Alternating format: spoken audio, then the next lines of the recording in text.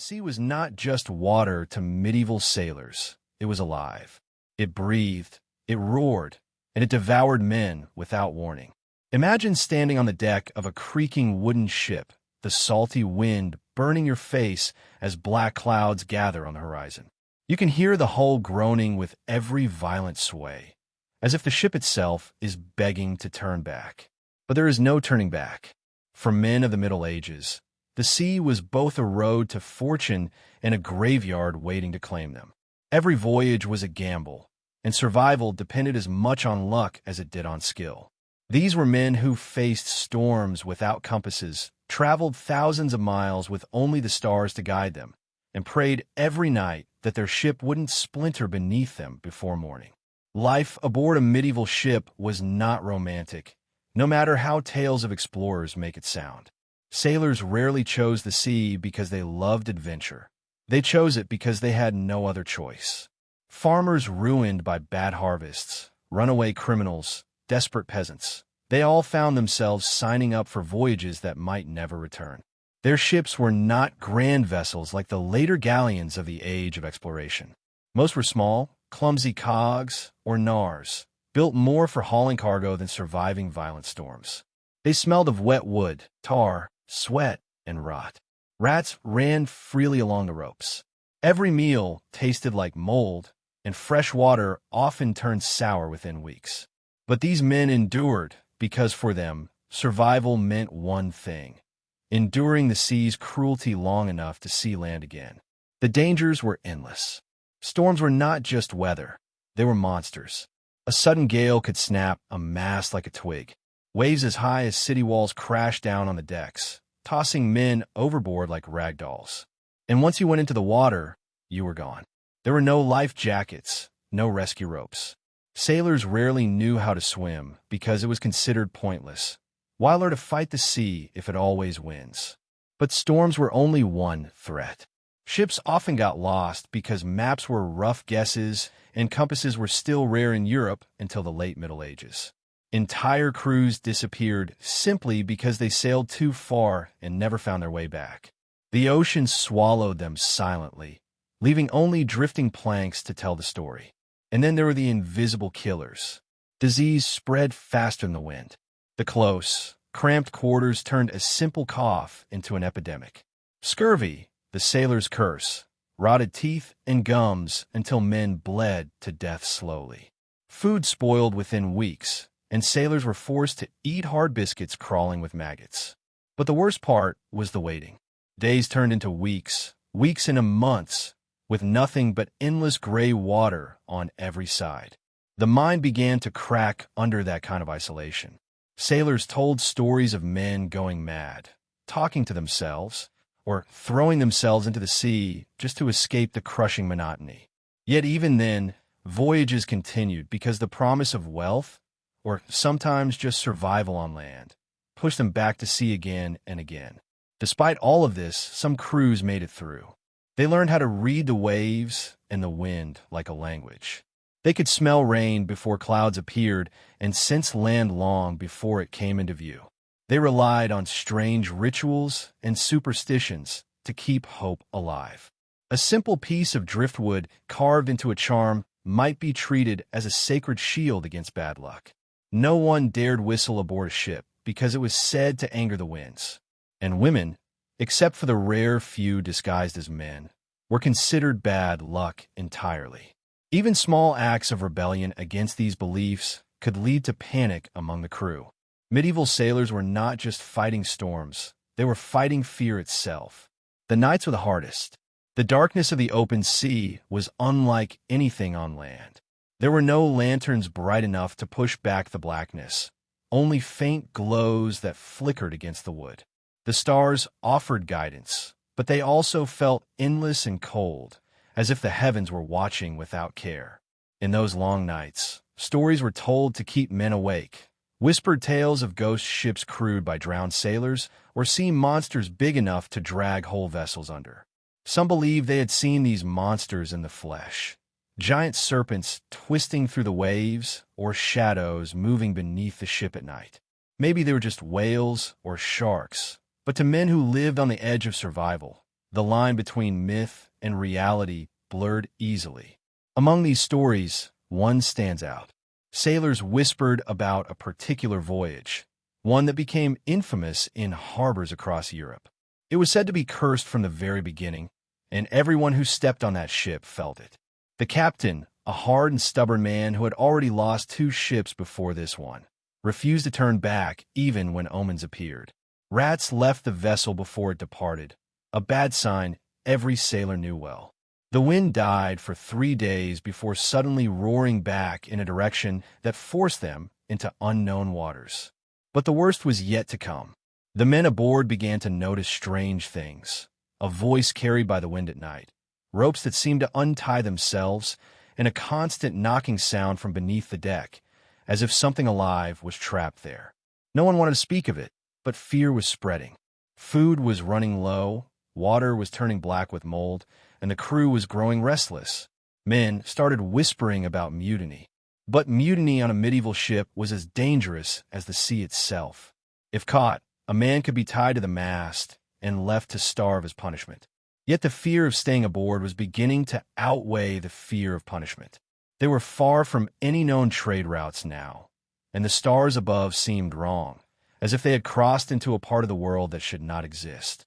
The captain kept insisting he knew where they were, but even he had begun to look at the horizon with doubt in his eyes. Then, one night, something happened that no one could explain. The lookout swore he saw a shape in the water, taller than a ship, moving without sound.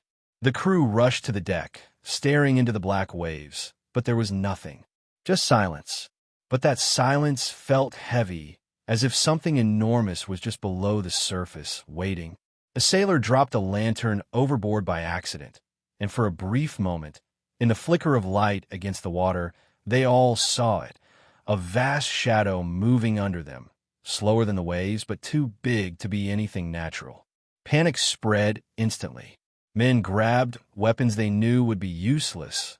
Others fell to their knees praying. But the captain stood frozen, staring into the sea as if he had seen this before. The next morning, half the crew wanted to turn back, but the captain refused. He said land was close, that they only needed one more day of sailing. His voice was firm, but his hands were shaking. The men obeyed, but they could feel it. The sea around them was different now, quieter, as if watching. Every sound echoed. Every creak of the wood felt like a warning. And as the sun began to set that evening, they saw something on the horizon. It wasn't land. It was a dark shape, rising and falling with the waves, following them. The sea had chosen to reveal itself at last.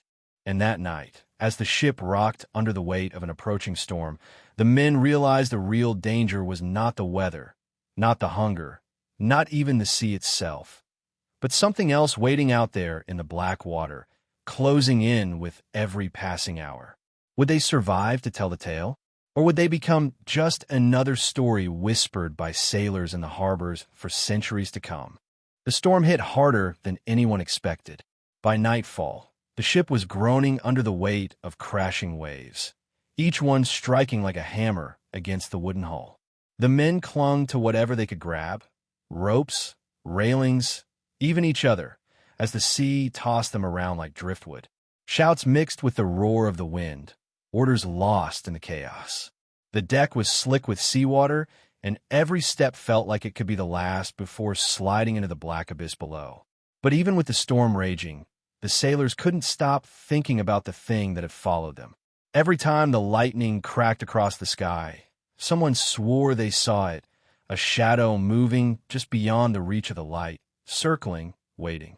The captain barked commands, his voice hoarse from yelling, but even he looked shaken.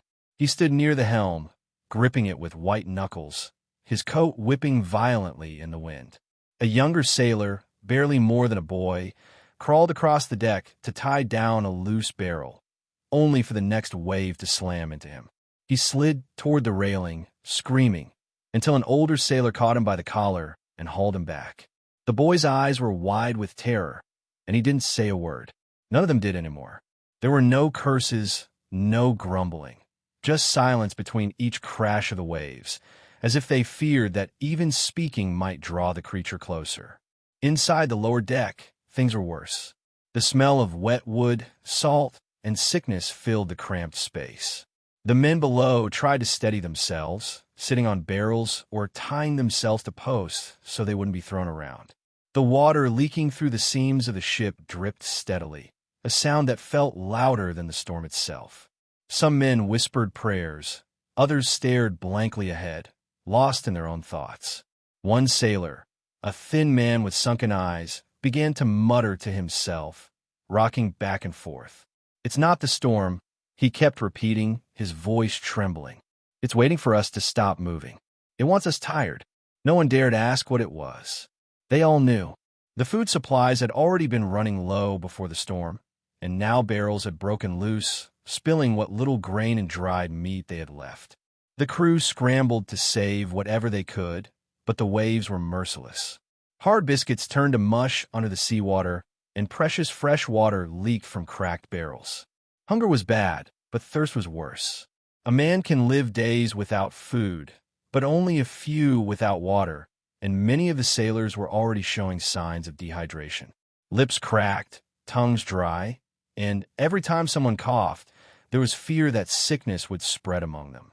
Yet no one talked about the food or the water anymore. Survival, now, depended on making it through the storm and avoiding whatever was in the water. Above deck, the lookout clung to the mast, his eyes wide as he scanned the dark waves. He couldn't see much, but he felt it, something large moving with the rhythm of the sea, too steady to be a wave. Lightning flashed again, and this time he saw it clearly. A long, sleek shape cutting through the water just below the surface, keeping pace with the ship. His heart pounded as he shouted down to the captain, but his words were lost in the roar of the storm. He shouted again, louder this time, but before he could finish, another wave slammed into the ship, knocking him from a mast. His body hit the deck with a sickening crack, and he lay there, unmoving. Two sailors rushed to him, but his head hung at an unnatural angle. The lookout was dead, and with him went their last warning of what was coming. The captain didn't even flinch at the news. His eyes stayed fixed on the black water ahead, his face pale. It was as if he already knew what the lookout had seen. One of the older crewmen, a scarred man named Ulrich, stumbled toward the captain, gripping the railing for balance. "We have to turn back," Ulrich shouted over the wind. "This is madness. The men are terrified." But the captain shook his head, his voice tight and low, as if afraid the sea itself was listening. "We can't turn back. Not now. If we stop, it will take us." No one understood what he meant, but his tone was enough to silence Ulrich. The captain's reputation had always been harsh but competent. He was not a man easily frightened, yet the way he avoided looking at the water now made the crew's fear grow worse. If the captain was scared, then they were already doomed. Hours passed, each one dragging slower than the last. The storm showed no sign of letting up. The men worked tirelessly to keep the sails from tearing and the ropes from snapping, but exhaustion was taking its toll. Hands blistered, muscles ached, and every breath burned from the cold, salty air. Still, no one dared rest for too long. The fear of being thrown overboard, or worse, being taken by the thing below, kept them moving even when their bodies begged them to stop. Then, just as suddenly as it had begun, the storm started to weaken. The waves grew smaller, the wind softened, and the rain slowed to a drizzle. Relief should have swept through the crew, but instead, the silence that followed felt even more dangerous. The sea was too calm now, unnaturally calm. The water around them no longer rolled with the wild rhythm of a storm. It swirled gently, as if something massive was moving just beneath the surface, circling them. The men exchanged nervous glances. No one spoke. Even the usual creaking of the ship felt quieter, like the sea itself was holding its breath. Ulrich finally broke the silence, his voice barely more than a whisper. "It's here." Several men turned toward him angrily, hissing for him to be quiet, but deep down, they all knew he was right. The air felt heavy, pressing against their chests, making every breath harder. The captain stood at the bow now, staring into the mist that hung over the water. His jaw was clenched, his eyes darting as if expecting something to rise from the depths at any moment. Suddenly, The ship jolted, not from a wave, but from something solid striking the hull from below. The men stumbled, grabbing onto ropes and barrels to keep from falling. Another strike came, harder this time, making the wood shudder and groan. The captain shouted for the men to hold steady, but panic was already spreading. Some grabbed axes and harpoons, though everyone knew they would be useless against whatever was beneath them. The younger sailors were shaking, some crying, others praying aloud. The sound of knocking from below the deck began again, louder now, rhythmic like a heartbeat. And then, just as everyone was frozen in terror, the ship tilted sharply to one side, as if being pulled. A sailor screamed as he slid across the deck and over the railing, vanishing into the dark water before anyone could grab him. Another followed moments later, his hands clawing at the air as he disappeared with a splash. The sea swallowed them without a trace. No one moved to rescue them. Everyone was too stunned, too terrified. The captain barked orders, trying to keep control, but his voice cracked with fear. "Hold the ropes. Don't let go." The ship lurched again, dragging sideways through the water. The knocking beneath them turned into a scraping sound, like claws or teeth running along the bottom of the hull. Some of the men began to sob openly now. One muttered through his tears, "It's pulling us under. We're not getting out of this." And then, without warning, the scraping stopped. The water grew still. The silence returned, thicker than before. The men looked at one another, waiting, barely daring to breathe. Seconds felt like hours, but deep down they all knew this wasn't over. The sea was only waiting for the right moment. That moment came when the lookout's broken body, lost hours ago to the storm, suddenly bobbed up beside the ship, face down, drifting unnaturally close despite the gentle current. One of the younger sailors leaned over the railing, staring at it, his face pale. But before anyone could speak, the body twitched. Slowly, unnaturally, it turned over in the water, its eyes wide open, staring blankly up at them. The men stumbled back in horror, some crossing themselves, others cursing under their breath. The body floated there for a moment, unmoving, until a dark shape rose just beneath it, breaking the surface for only a second before pulling the body straight down into the depths with terrifying speed. The water churned, bubbles rising, and then it was still again. The captain looked at the crew, his face grim. "We don't stop," he said quietly. "If we stop, we're all dead." But as the ship creaked forward, slowly cutting through the unnaturally calm sea, every man aboard knew the truth. Whatever was following them was no storm, no sickness, no trick of the mind. It was real, and it wasn't finished with them yet. The night dragged on, heavy and suffocating, as if time itself had slowed just to torment them. The men moved about the deck quietly, their faces pale in the dim glow of the lanterns. No one laughed, no one argued. There was no room for anything but fear. The sea remained too calm, a glassy mirror reflecting a pale moon that peeked through the thinning clouds. Every splash of water against the hull sounded louder than usual, almost deliberate, like footsteps pacing beside the ship. The men avoided looking over the railing, afraid of what they might see in that still, black water. The captain stayed at the helm, his eyes locked on the horizon. His hands gripped the wheel so tightly his knuckles had turned white. Ulrich stood a few feet away, arms crossed, watching him closely. "How much longer do you think we can keep this up?" he whispered, his voice barely audible over the creaking of the ship. The captain didn't answer. His jaw tightened, and for a brief second, his gaze flicked to the water. That was all the answer Ulrich needed. The captain didn't know any better than they did. Below deck, the situation was worse. The men huddled together, some lying against barrels, others sitting with their heads buried in their arms. The smell of damp wood and stale air was overwhelming. A few tried to sleep, but most sat awake, jumping at every sound. A young sailor named Tomas stared at the ceiling beams, his eyes bloodshot. "It's hunting us," he muttered under his breath, like a wolf following a wounded deer. Another sailor snapped at him to shut up, but his own trembling hands betrayed his fear. No one truly believed they were safe, not even for a moment. Suddenly, A loud thud echoed through the hull. Everyone froze. Another thud followed, then another, rhythmic like something striking the ship from below. The men exchanged terrified looks. The sound moved slowly from one side of the hull to the other, circling them. Above, on the deck, the crew had heard it too. The captain glanced at the others, his face unreadable, but his grip on the wheel tightened. The sound stopped as abruptly as it started, leaving only the whisper of the wind. The silence afterward was worse than the knocking. Ulrich approached the captain, lowering his voice. "We have to do something. It's playing with us. The men are losing their minds." The captain finally looked at him, his expression grim. "And what would you have me do? Fight the sea? We keep moving. That's all we can do." His voice cracked slightly on the last words, though he quickly looked away, pretending nothing had happened. The hours crawled by until dawn began to break.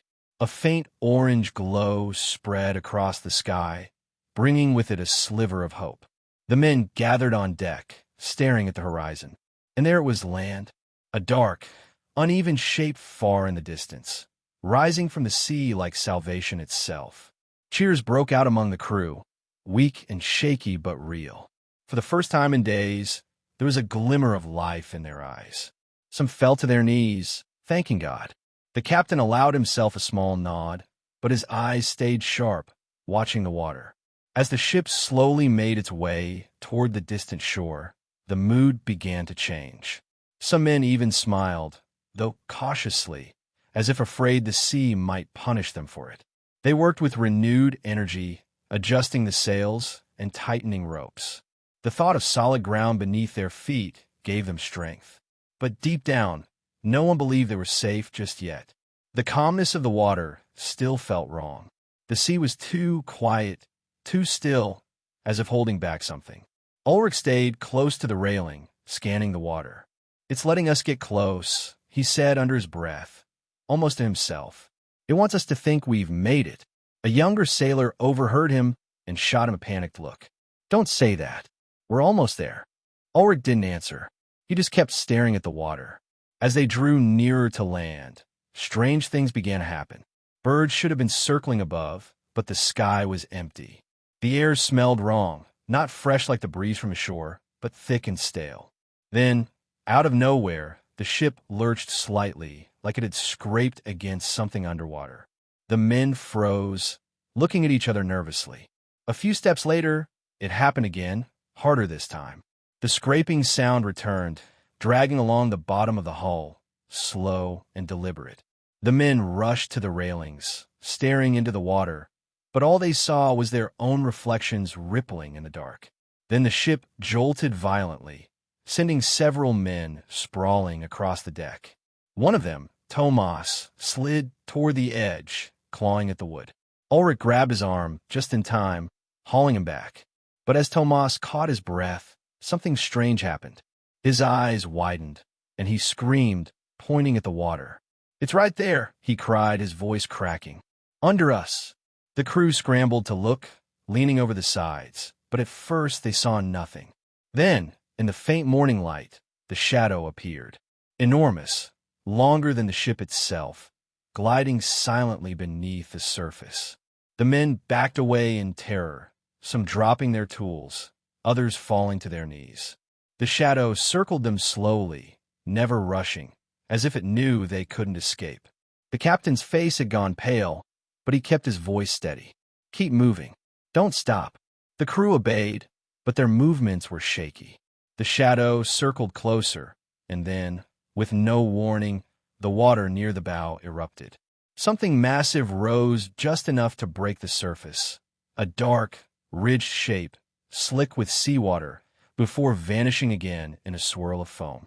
The men screamed, some dropping to the deck, covering their heads. But the captain only gritted his teeth. "Stay on course," he shouted. The shore was closer now, only a few hours away if they kept sailing. But the thing below seemed to sense their desperation. It struck again, ramming the ship's side with bone-shaking force. Wooden beams groaned, and a sharp crack split the air as part of the railing snapped. Water splashed onto the deck, soaking them in. Another strike followed, this one harder, making the ship tilt dangerously. A barrel rolled across the deck, smashing against a sailor's leg with a sickening crunch. His screams echoed over the waves as two men dragged him back. The attacks grew more frequent, each one stronger than the last, as if the creature was toying with them before the final blow.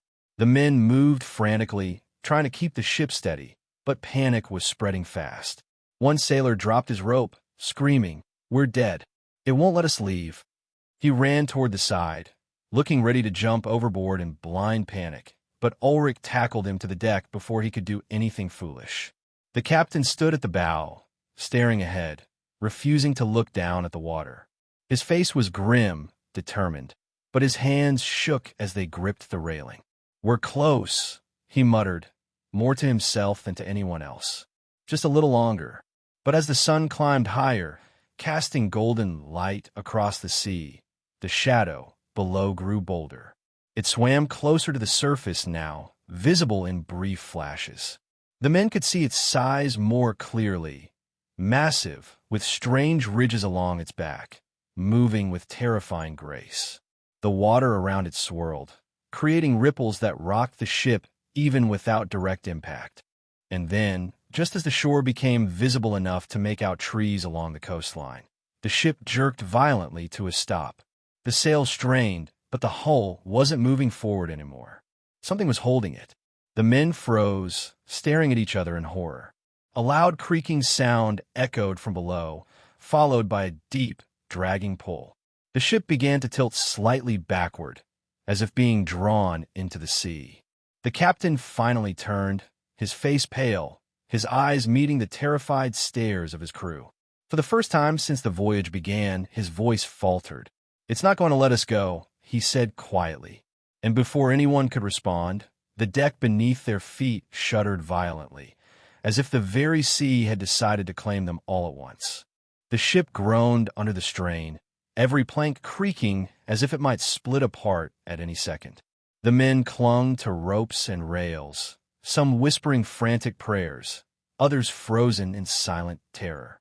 The water around them churned unnaturally, swirling in slow circles, as if something massive below was dragging them deeper into its territory.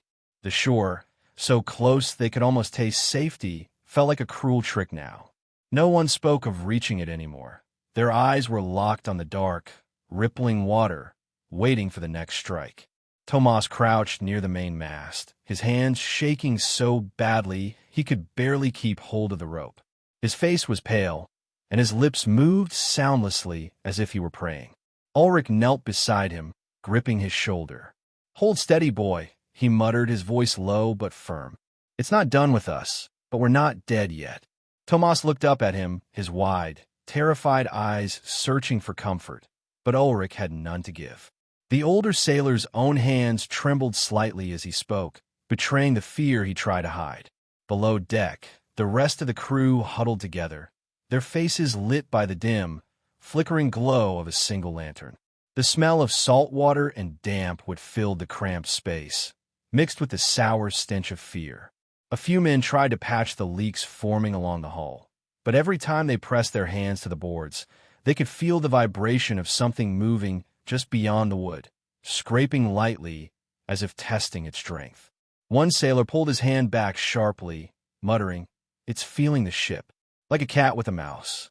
Another man spat and cursed under his breath, but no one argued with him. They had all felt it too. The captain stayed at the helm, his jaw tight, his eyes fixed on the distant shore. His name was Captain Marlowe, a man known for his stubbornness and unshakable will. He had survived storms, pirates, and starvation before, earning a reputation as a man who never turned back. But now even he looked different. His face was pale, his brow damp with sweat despite the cold sea air. He barely spoke, only giving short, clipped orders to keep the crew focused. Deep down, he knew what the men feared because he feared it too. Whatever was below them was not just some giant fish or a freak current. It felt deliberate, almost intelligent, as if it understood their every move. Ulrich finally approached the captain, his boots thudding against the wet deck. "We can't just sit here waiting for it to finish us," he said, his voice sharp but quiet enough that only Marlowe could hear. "We need a plan." The men are ready to break. The captain didn't turn to look at him, his gaze still locked on the horizon. "There's no plan for something like this," he replied flatly. "We keep moving or we die. That's all." Ulrich shook his head, lowering his voice further. "And what if it doesn't let us move? What then?" Marlowe's hands tightened on the wheel, but he didn't answer. A sudden loud crack interrupted them, echoing through the ship like a gunshot. The crew jumped, some clutching the railings in panic. Water began to seep rapidly through one side of the hull, spilling across the deck. Men scrambled to block the leak with whatever they could find: cloth, tarred ropes, even broken planks, but the water kept coming. It wasn't just a simple break. It felt like something had hit them again, harder this time, testing their resolve. Tomas, still near the mast, stared at the spreading water with wide eyes. "It's trying to sink us," he whispered, his voice trembling. Ulrich shot him a sharp look. "Quiet, boy. Keep working." But the words felt hollow even as he said them. The truth was clear to everyone. The thing below was done playing. It wanted them under. The captain barked orders to adjust the sails, trying to force the ship forward despite the dragging pull beneath them. The men obeyed, their movements frantic but determined. They hauled ropes, tightened lines, and pushed the ship with every bit of strength they had left. The sails caught the wind, straining, and for a moment, the ship lurched forward slightly. Hope flickered in the crew's eyes. But just as quickly, the dragging pull returned, stronger than before, yanking them back into the swirling water. The scraping beneath the hull started again, louder now, deliberate. It moved from one side to the other, as if circling them in slow, teasing loops. The sound made the men's skin crawl. Some covered their ears, unable to bear it. One sailor muttered through clenched teeth, "It knows we're trying to run. It's laughing at us." No one argued. They all felt it too, that sense of being hunted. Then, something even stranger happened. The water around the ship began to bubble in certain spots, as if boiling. Small whirlpools formed and disappeared almost instantly. The men stared at them in silence, unsure whether to be more afraid of the water or the shadow beneath it. The bubbles moved closer, trailing alongside the ship, following it no matter which way it turned. Ulrich stepped closer to the railing, gripping it tightly as he peered into the water. His heart pounded, but he forced himself to keep looking. In the faint morning light, he thought he saw something just below the surface, a glimmer of pale, scarred skin, slick and ridged, moving with terrifying precision. His breath caught in his throat. He had heard stories of sea monsters before, like every sailor, but this felt different. This felt too real, too deliberate, like a predator that understood exactly how to break them. He stepped back, turning to the captain. "We can't keep going like this. If we keep pushing forward, it'll tear us apart before we get anywhere near land." The captain finally looked at him, his eyes dark and unreadable. "And what do you suggest? Turn around? Sail back into the open sea? That's what it wants, Ulrich. It wants us to turn back. It wants us to give up." His voice was quiet, but there was something desperate in it now, a hint that his unshakable confidence was beginning to crack. The men worked tirelessly for the next hour, bailing water and adjusting the sails, their bodies aching from exhaustion. Every now and then, the creature would ram the hull again, just enough to remind them it was still there. Each strike sent shivers through the wood, making the men flinch.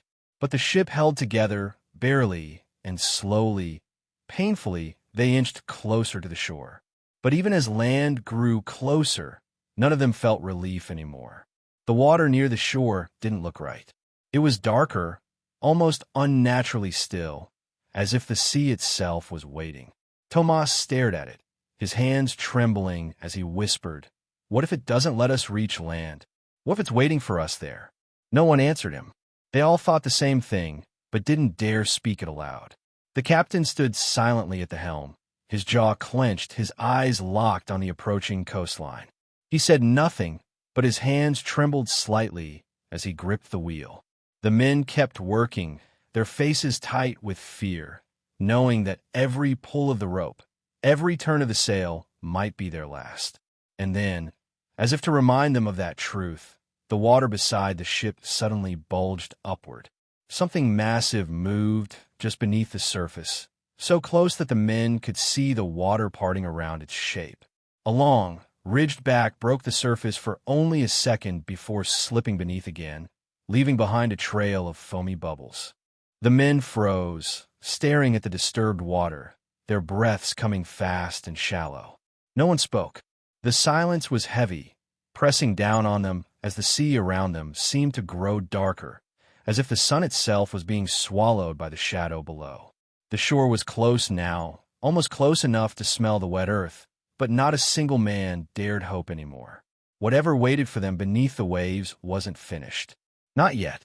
The smell of wet earth and distant pine drifted faintly across the water now, teasing the men with the promise of solid ground. But none of them felt relief. Their eyes stayed locked on the dark sea, watching for the next sign of movement. Every creak of the hull felt louder than usual. Every splash of water against the wood carried a weight that made them flinch. Even the air itself seemed wrong, too still, too heavy, as if the sea was holding its breath, waiting for the perfect moment to strike. Captain Marlowe stood at the helm, his jaw tight, eyes sharp, but inside his mind churned with thoughts he didn't dare share. This wasn't just another dangerous voyage to him. He had heard stories of this part of the sea before. Whispers from old sailors in taverns who spoke of cursed waters where ships disappeared without a trace. He had never believed them, of course. Marlowe prided himself on being a practical man, one who trusted skill over superstition. But now, staring into the black water swirling beneath them, he felt those old warnings crawling back into his thoughts. Maybe he should have listened. Ulrich, standing close by, studied Marlowe's face carefully. He had known the captain for years, long enough to tell when his confidence was cracking. And right now, despite Marlowe's stern expression, Ulrich could see it, the tightness in his jaw, the way his hands gripped the wheel just a little too hard. "You knew about this place," Ulrich muttered under his breath, stepping closer so the crew wouldn't hear. "Didn't you?" Marlowe didn't answer, but his silence was enough. Ulrich shook his head, his voice low but sharp. "You led us straight into it. For what? A faster route? Or something else?" The captain's eyes finally shifted to him, hard and cold. "We had no choice," Marlowe said quietly. "The longer route would have starved us before we ever reached port. You think I wanted this? You think I wanted to gamble with their lives?" His voice lowered further, his words meant only for Ulrich. "But I didn't believe it was real. No one believes those stories until they're out here." His gaze flicked back to the water, his tone tight. "And by then, it's too late." Ulrich wanted to argue, but the ship lurched suddenly, cutting him off. The hull groaned, a deep, cracking sound echoing through the wood as something dragged against the bottom again. The men froze, their hands clutching ropes and railings. Tomas let out a small whimper, quickly covering his mouth, as if afraid the sound itself might anger the thing below. The scraping slowed, circling deliberate like whatever hunted them enjoyed watching them squirm. One of the older sailors, a gaunt man with a weathered face, crouched near the railing, his lips moving as he whispered an old prayer. He had sailed for 30 years and seen more storms than most men live through. But right now, his hand shook like a child's. "This isn't just an animal," he muttered, his voice cracking. "It knows us. It's waiting." No one dared argue with him. Deep down, they all felt the same. The sky above them lightened as the sun climbed higher, but the light felt strange, muted, as if something in the air dulled it. The water glistened, but it wasn't the calm shimmer of normal seas. It had an oily look, dark and heavy. The closer they got to shore, the more unnatural it seemed. Birds should have been circling overhead, but the sky was empty. No sound of gulls, no sign of life along the coastline. It felt like a place abandoned by nature itself. Below deck, the remaining crew sat in tense silence, trying to keep themselves busy patching leaks or hauling buckets of water out of the lower hold. But no one spoke freely. Their conversations were hushed, whispers only. One man, a tall sailor with sunburned skin, sat with his head buried in his hands. "I heard of this once," he whispered to no one in particular. "A ship went missing years ago in waters like these. The fishermen found pieces of it weeks later, but no bodies. Not one. They said the sea kept them. Another sailor hissed at him to stop talking, but his words had already spread through the cramped space, making the air feel even heavier. Tomas stayed near the stairs, his wide eyes fixed on the deck above, as if expecting the creature to burst through at any moment. His hands wouldn't stop shaking. Ulrich had tried to calm him earlier, but nothing seemed to help. The boy had been forced into this voyage after his family lost their farm to death. He had never wanted the sea, never dreamed of it like some boys did. Now, sitting there trembling, he wished for nothing more than to feel dirt beneath his feet again, even if it meant starving. On deck, Marlowe kept his eyes fixed on the horizon. The shore was so close now that they could see the dark shapes of trees and rocks along the edge. But there was something strange about it. The coastline looked wild, untouched, no smoke from villages, no sign of people.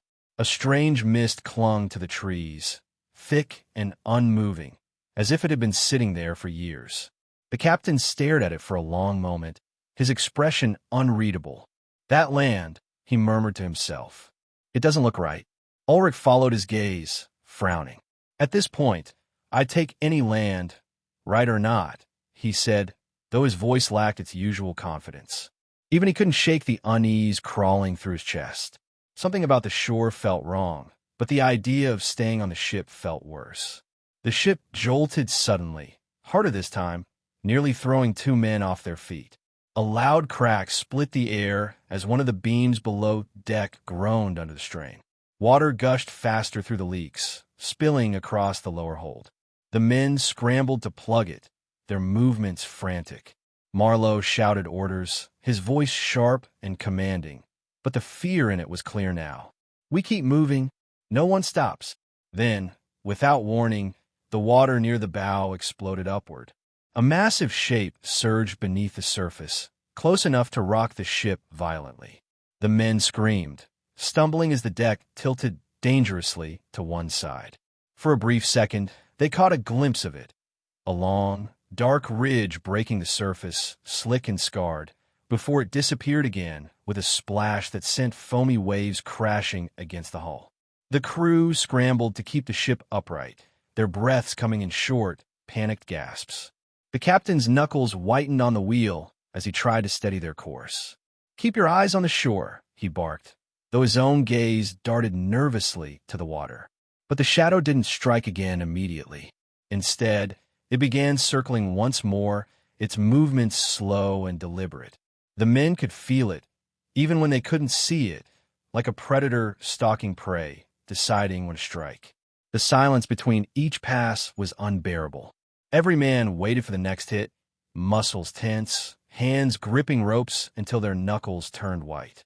Tomas crouched near the railing, whispering under his breath, "It's not going to let us leave. It's not going to let us leave." Ulrich turned sharply to him, his voice low and harsh. "Stop saying that." But the boy didn't stop. His words kept spilling out, his voice shaking, until Ulrich grabbed him by the shoulders. "Look at me, boy. We're not dead yet. Not if we keep moving." But even Ulrich didn't sound convinced. And then, just as hope flickered again when the ship crept closer to the misty shore, the sea beneath them changed. The water shifted strangely, pulling outward as if something massive was displacing it from below. A deep, low rumble vibrated through the hull, making the wood hum under their feet. Men froze, staring at each other with wide, terrified eyes. The creature wasn't circling anymore. It was coming up. The water bulged outward near the center of the ship, rising unnaturally high as bubbles burst across the surface. The deck tilted slightly, ropes creaking as the tension grew. And then, just before anything broke the surface, the sea went still again, completely silent. The men held their breath, waiting, but nothing came. The captain's voice cut through the quiet, strained and low. "Hold steady." But even he sounded like he didn't believe his own words. The sea wasn't letting them go. It was only deciding how to take them. The silence stretched so long that some of the men dared to believe, if only for a heartbeat, that maybe the danger had passed. The ship floated almost motionless, rocking gently in the still water. The mist from the shoreline hung thick, and unmoving, curling around the trees like fingers. But no one relaxed. Their hands stayed tight on ropes, their eyes darting nervously to the water. Even the youngest sailors, who sometimes tried to convince themselves of hopeful lies, kept quiet. Every man aboard felt it, the sense that they were being watched, weighed, and measured. Captain Marlowe didn't move from the helm. His knuckles were white against the wooden wheel, his shoulders stiff. Ulrich stood near him, one hand on his sword, though he knew it would be useless if the creature came for them. "We can't just wait for it to decide," Ulrich muttered under his breath, careful not to let the rest of the crew hear. "We need a plan, Marlowe." The captain didn't look at him, his eyes locked on the black water. "There is no plan for this," he said flatly. "There never was." Ulrich scowled. "Then why take this cursed route? Why risk the crew for a shortcut?" His voice stayed low, but his anger bled through. Marlowe finally turned to look at him, his face hard, but his eyes betrayed something else: regret. "We had no choice," he said, voice quiet but sharp. "The long route meant starvation. Our supplies wouldn't last. If we didn't reach port soon, half of them would be dead anyway." He paused, his gaze dropping for just a moment. "I thought I could beat it. I thought the stories were just that, stories." The way Marlowe said it sent a chill through Ulrich. The captain had never admitted doubt in all the years Ulrich had known him. If Marlowe's confidence was cracking, they were all worse off than anyone wanted to admit. Below deck, the tension was unbearable. The men worked to patch leaks, their movements quick but shaky.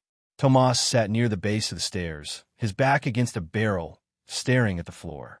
His lips moved as if he were whispering to himself, but no sound came out. One of the older sailors crouched beside him, placing a hand on his shoulder. "Hold on, boy. We're not finished yet." But even his voice trembled, and Tomas didn't look at him. Another sailor, a man with a thick beard and a scarred cheek, leaned close to the group and whispered, "You know the old stories, don't you? This isn't just some beast. This is the sea itself keeping what it wants." The others shushed him, but his words had already sunk in. The air felt heavier, the shadows longer, as if the ship itself knew they were being spoken about. Back on deck, the men moved quietly, afraid that even their voices might draw attention. The shore was closer now, only a few hundred meters away, the trees looming through the mist. It looked like salvation, but something about it felt wrong. The trees were dark, their branches twisted, and the mist clung to the ground like it belonged there, as if it had never lifted. The coastline looked dead. No birds, no movement, no life at all. It was the kind of silence that felt unnatural, the kind that made the hairs on the back of the neck stand up. The crew worked faster, tightening sails, adjusting ropes, desperate to keep moving. Every creak of wood, every splash of the sea made them flinch. Some avoided looking at the water altogether, staring only at the misty shore. Others couldn't stop watching the black surface, expecting it to break at any second. Then, without warning, a deep vibration rolled through the hull, making the ship hum under their feet. The men froze. The water began to ripple again, slowly at first, then faster, swirling in circles around the ship. "It's under us," Tomas whispered from near the mast, his voice barely audible. Ulrich shot him a sharp look, but Tomas didn't even notice. His eyes were locked on the water, wide with terror. The surface bulged slightly, as if something massive was pushing against it from below. Bubbles rose in scattered lines, circling the ship. The men gripped whatever they could, their breathing quickening. The creature was moving faster now, its shadow barely visible beneath the water, gliding around them like a predator tightening its circle. "Keep her steady," Marlowe barked, his voice louder now, trying to keep the crew focused. The men obeyed, their movements frantic but determined, pulling ropes and adjusting the sails. The ship strained forward, every groan of the wood a reminder of how fragile it really was. Then for the first time, it spoke, not in words but in sound. A deep, low moan rose from the water, vibrating through the hull and into their bones. It wasn't just noise. It felt alive, almost mournful, like a warning or a challenge. The men froze, some covering their ears, others staring wide-eyed at the sea. Tomas clutched the mast so tightly his knuckles turned white. "It's calling to us," he whispered. "It's telling us we don't belong here." The moan faded, but the water continued to swirl, faster now, pulling the ship slightly to one side. The men scrambled to correct it, shouting to one another in panic. The sails strained, catching what little wind they could, but it felt like the sea itself was holding them in place. Ulrich moved to the railing, peering into the dark water. For a brief second, he caught sight of it, huge pale scars along a slick, dark body, gliding just beneath the surface. It was bigger than any whale he had ever seen, moving with terrifying precision. His breath caught as he stepped back. "It's not letting us go," he muttered. Marlowe kept his focus on the horizon, refusing to look down. "We keep moving," he said sharply, almost like a prayer to himself. "As long as we move, we're not dead." But even he couldn't hide the strain in his voice anymore. The water suddenly shifted again, a sharp jolt that made the deck tilt violently. A sailor lost his grip and slid toward the edge, his hands clawing at the wetwood. Two men grabbed him just in time, hauling him back, but not before his boots slipped into the water. For a brief second, something pale and ridged brushed past it, and he screamed, kicking frantically as they pulled him away. The water around the ship churned again, faster, closer. The crew scrambled to keep balance as the ship tilted further. The scraping returned, louder this time, dragging along the hull in slow, deliberate strokes. It was no random strike. This felt like a warning, a reminder that their fate wasn't theirs to decide. The mist from the shore was so close now, they could almost touch it. The trees loomed larger, their twisted branches curling against the gray sky. A strange stillness hung over the land, but to the men, even that looked better than the sea. Then, as if sensing their desperation, the creature struck. The water exploded upward near the stern, rocking the ship violently. Men fell, ropes snapped, barrels rolled across the deck. A massive dark shape surged briefly above the surface, its ridged back glistening in the pale light before vanishing again with a loud splash. The impact sent waves crashing over the deck, drenching the men and washing loose supplies overboard. The captain barked orders, but his voice was almost drowned out by the chaos. "Hold her steady. Keep her pointed to shore." The men obeyed, though panic was written across every face. The swirling water grew wilder, pulling the ship in erratic circles. The mist loomed closer, curling along the edges of the deck now, as if reaching for them.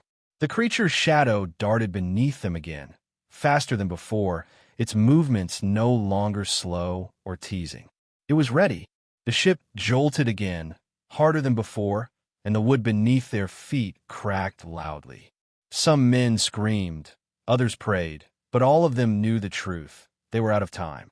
The ship rocked violently as another strike slammed into its side, sending a deep, shuddering crack through the hull. Men scrambled to hold on, their fingers clutching the wet wood, eyes wide with panic. Barrels rolled across the deck, ropes snapped under the sudden strain, and a few supplies tumbled into the swirling black water below. The sea seemed alive now, churning and pulling at the ship as if eager to drag it under. Every groan of the wood sounded like a warning. Every splash felt like the first sign of the end. Captain Marlowe shouted orders over the chaos, his voice sharp but strained.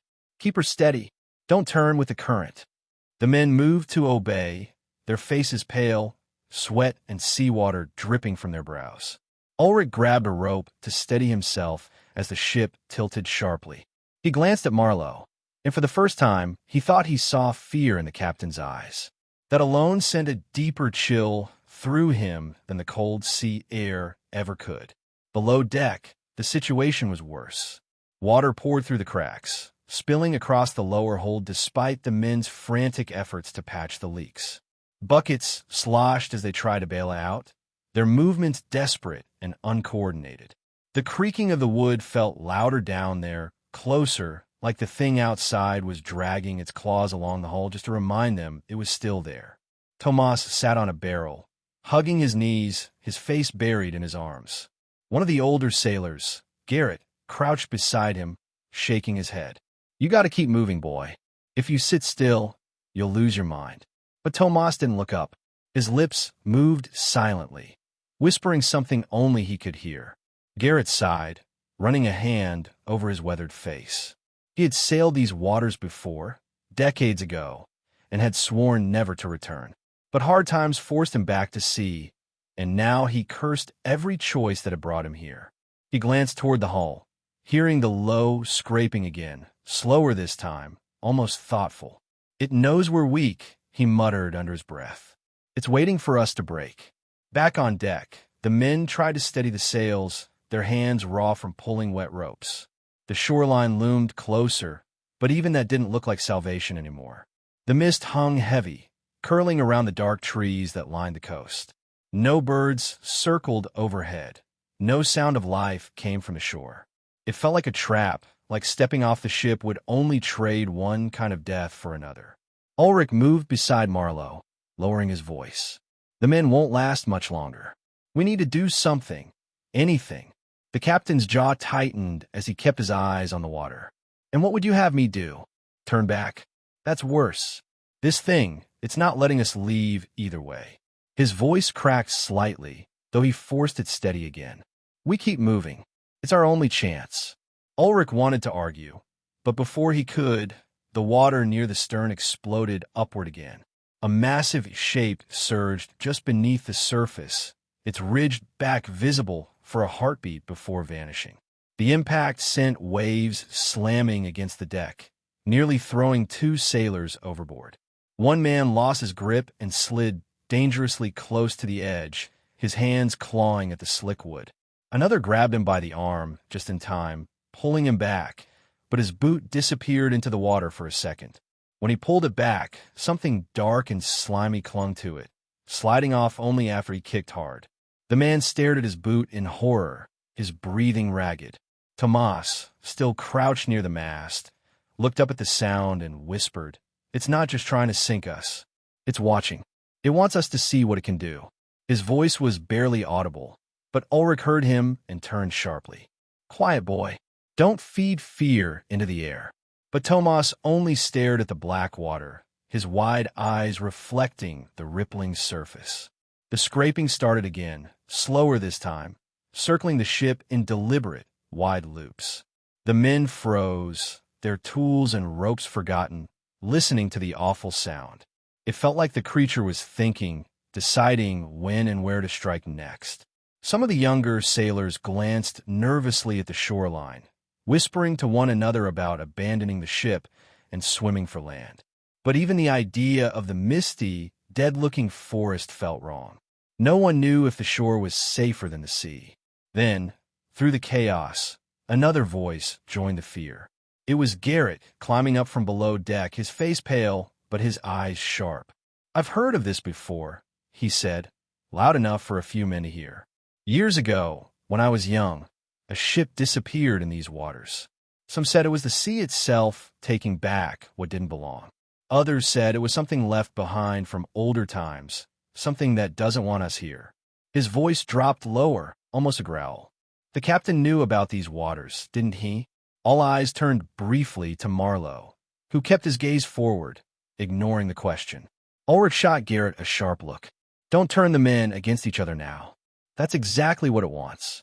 But Garrett's words hung heavy in the air. The men exchanged nervous glances, their faith in the captain faltering. The ship creaked again, tilting slightly as the current shifted. The men scrambled to steady it, their hearts pounding. The swirling water grew darker, thicker, almost oily, as if the sea itself had changed around them. The shadow below moved closer, its ridged back just visible beneath the surface before slipping away again. Ulrich clenched his jaw, his mind racing. He knew the men were right to be afraid, but letting fear take over would destroy them faster than the creature ever could. He looked to Marlowe, lowering his voice. "They need hope, even if it's a lie. Say something to them. Keep them working." But Marlowe stayed silent, his eyes locked on the horizon, his face hard but tired. The mist on the shore shifted slightly, curling in strange patterns, as if moved by something unseen. Tomas stared at it, his voice trembling. It's not just the sea. The land doesn't want us either.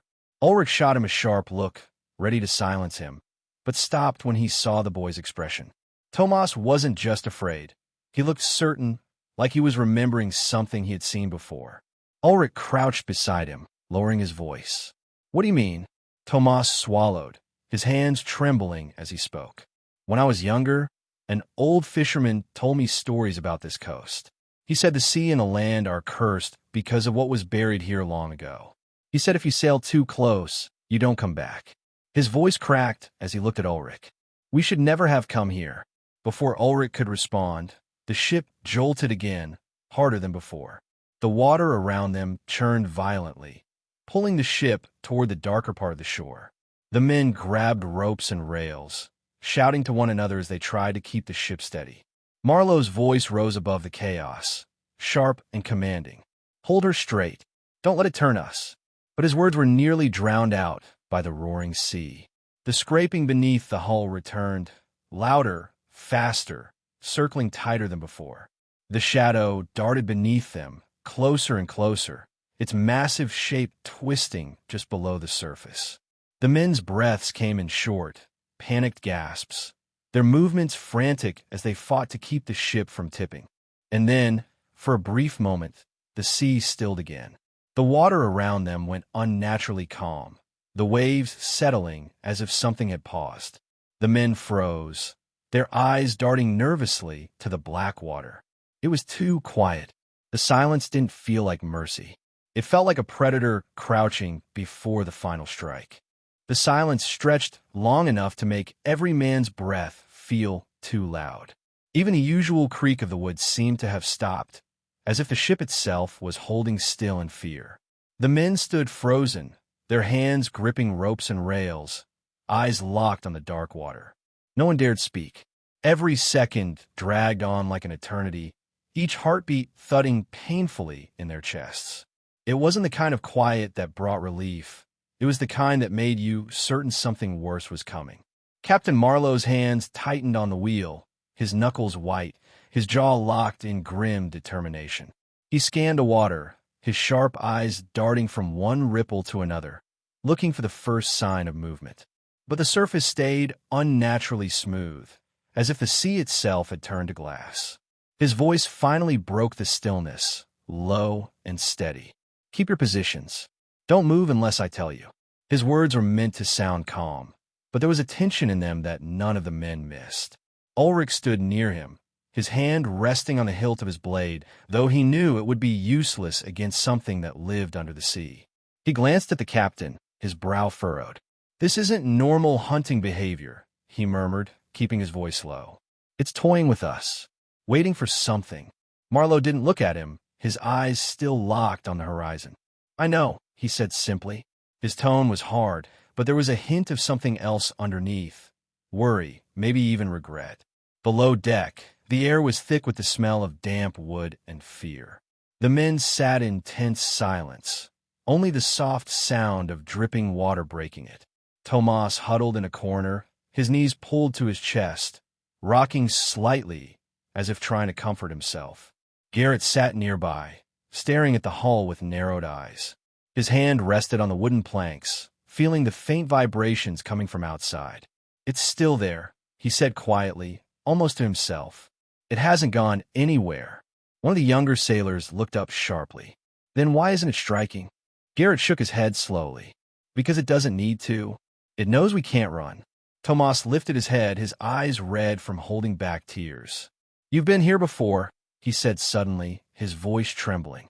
You've seen this. Garrett didn't answer right away. His gaze stayed fixed on the wooden wall, as if he could see through it into the water beyond. Once, he admitted finally, years ago, I was a deckhand on a different ship. We thought the stories were just sailors' tales.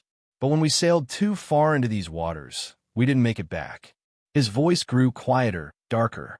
I was the only one who survived. The sea let me live, maybe to warn others. But I didn't warn anyone. Not really.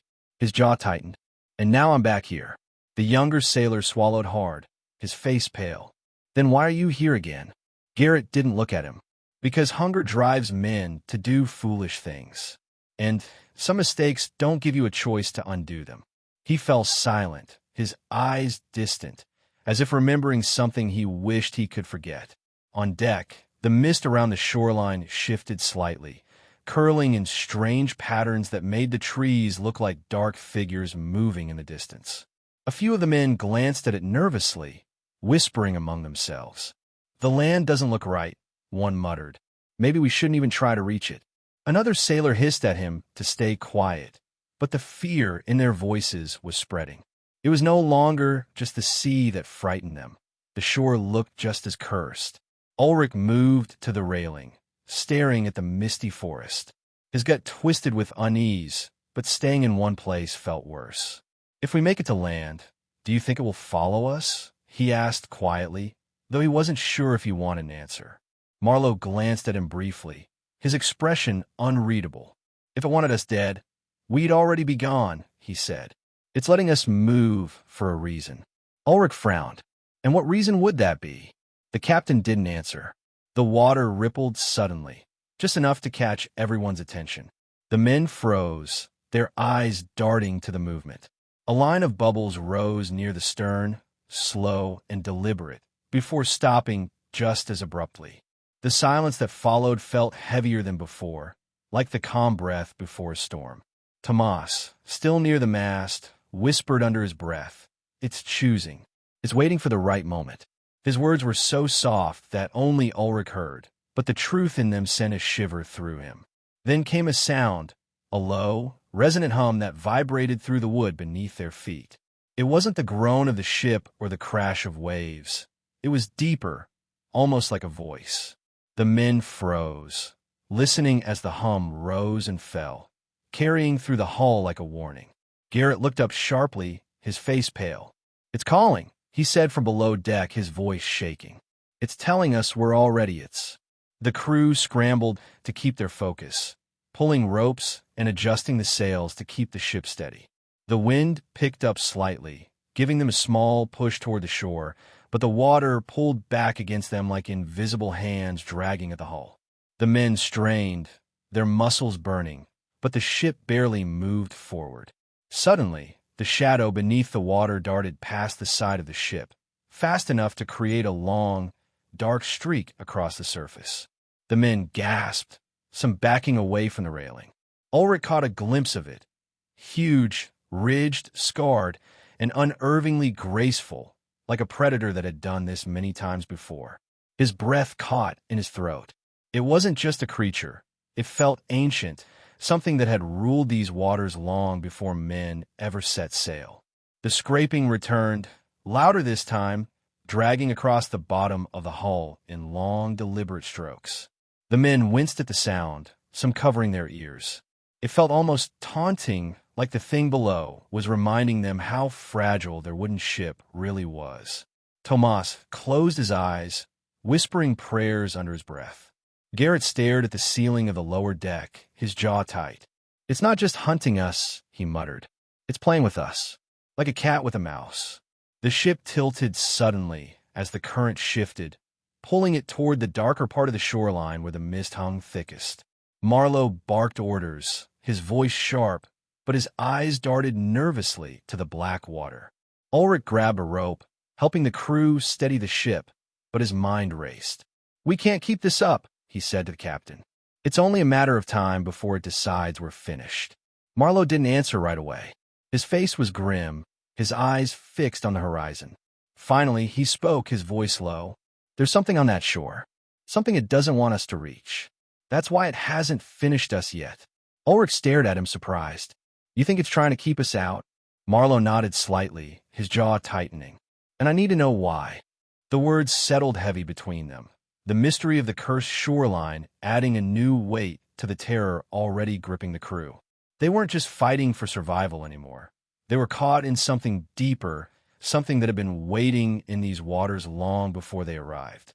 The hum started again, louder this time, vibrating through the ship until the men covered their ears.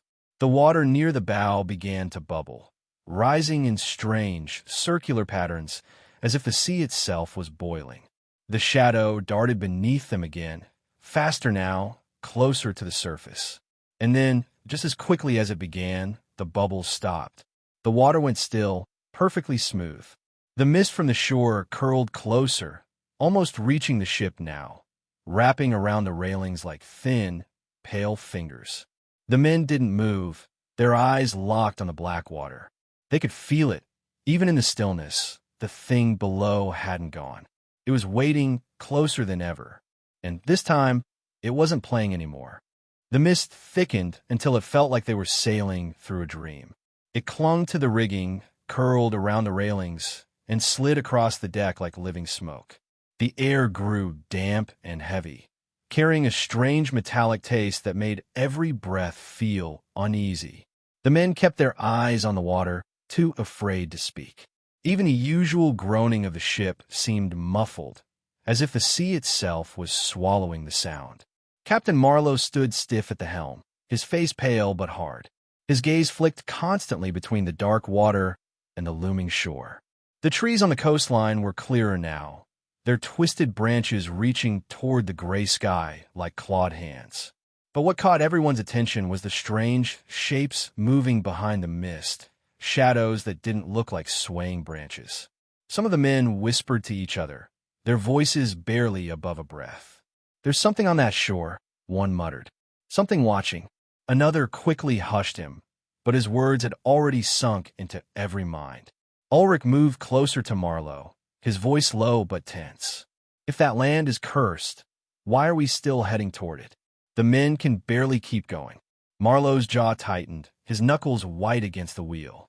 "Because this thing doesn't want us to reach it," he said, his voice flat but steady. "And if it doesn't want us there, that means there's something it's protecting." Ulrich stared at him, frustration flashing in his eyes. "You're risking all their lives for a guess." Marlowe finally looked at him, his eyes dark. "I'm risking them because if we turn back, none of us will live. At least this way, we might have a chance." Below deck, the men worked in tense silence, passing buckets to keep the rising water at bay. Tomas sat near the stairs, his wide eyes darting toward every sound above. Garrett crouched nearby, his hand pressed to the wooden planks of the hull. He could feel the vibrations, small and rhythmic, like something huge circling just beneath them. "It's waiting," he said, his voice low and grim. "It's not attacking because it knows where we're going. It's letting us get close enough to whatever it doesn't want us to see." One of the younger sailors looked up, his face pale. "Then why don't we stop? Why don't we stay here until it leaves?" Garrett shook his head slowly, his eyes still on the wood. "Because it won't leave. It'll wait here for days, weeks, until we're too weak to fight. That's what it does." His words hung in the damp air, making the space below deck feel even tighter. Suddenly, the ship jolted, a violent shudder that sent men tumbling to the floor. Above deck, the sound of splintering wood rang out as the hull scraped against something massive beneath the surface. The crew scrambled to grab ropes and steady themselves, shouting orders over the chaos. A deep, rolling vibration shook the entire vessel, making it feel like the sea itself was growling. The water erupted near the bow, spraying cold mist across the deck. A massive dark shape surged just under the surface, close enough for them to see the jagged scars along its back. The sight of it stole the breath from every man who saw it. It wasn't just big, it was ancient, its slick, dark skin crisscrossed with deep cuts that looked older than any man's lifetime. For a brief second, it rose higher, its massive ridged spine cutting through the waves, before vanishing back into the depths with a crash that rocked the ship violently. Tomas clutched the mast, his knuckles white, his voice shaking. "It's angry now. It knows we're getting too close." Garrett shot him a sharp look, but he didn't argue. The truth of the boy's words was written in the way the water churned around them, faster and more violently than before. The creature's patience was running thin. The men fought to keep the ship on course, their muscles burning as they pulled wet ropes and adjusted the sails. Every movement felt desperate, every breath sharp and quick.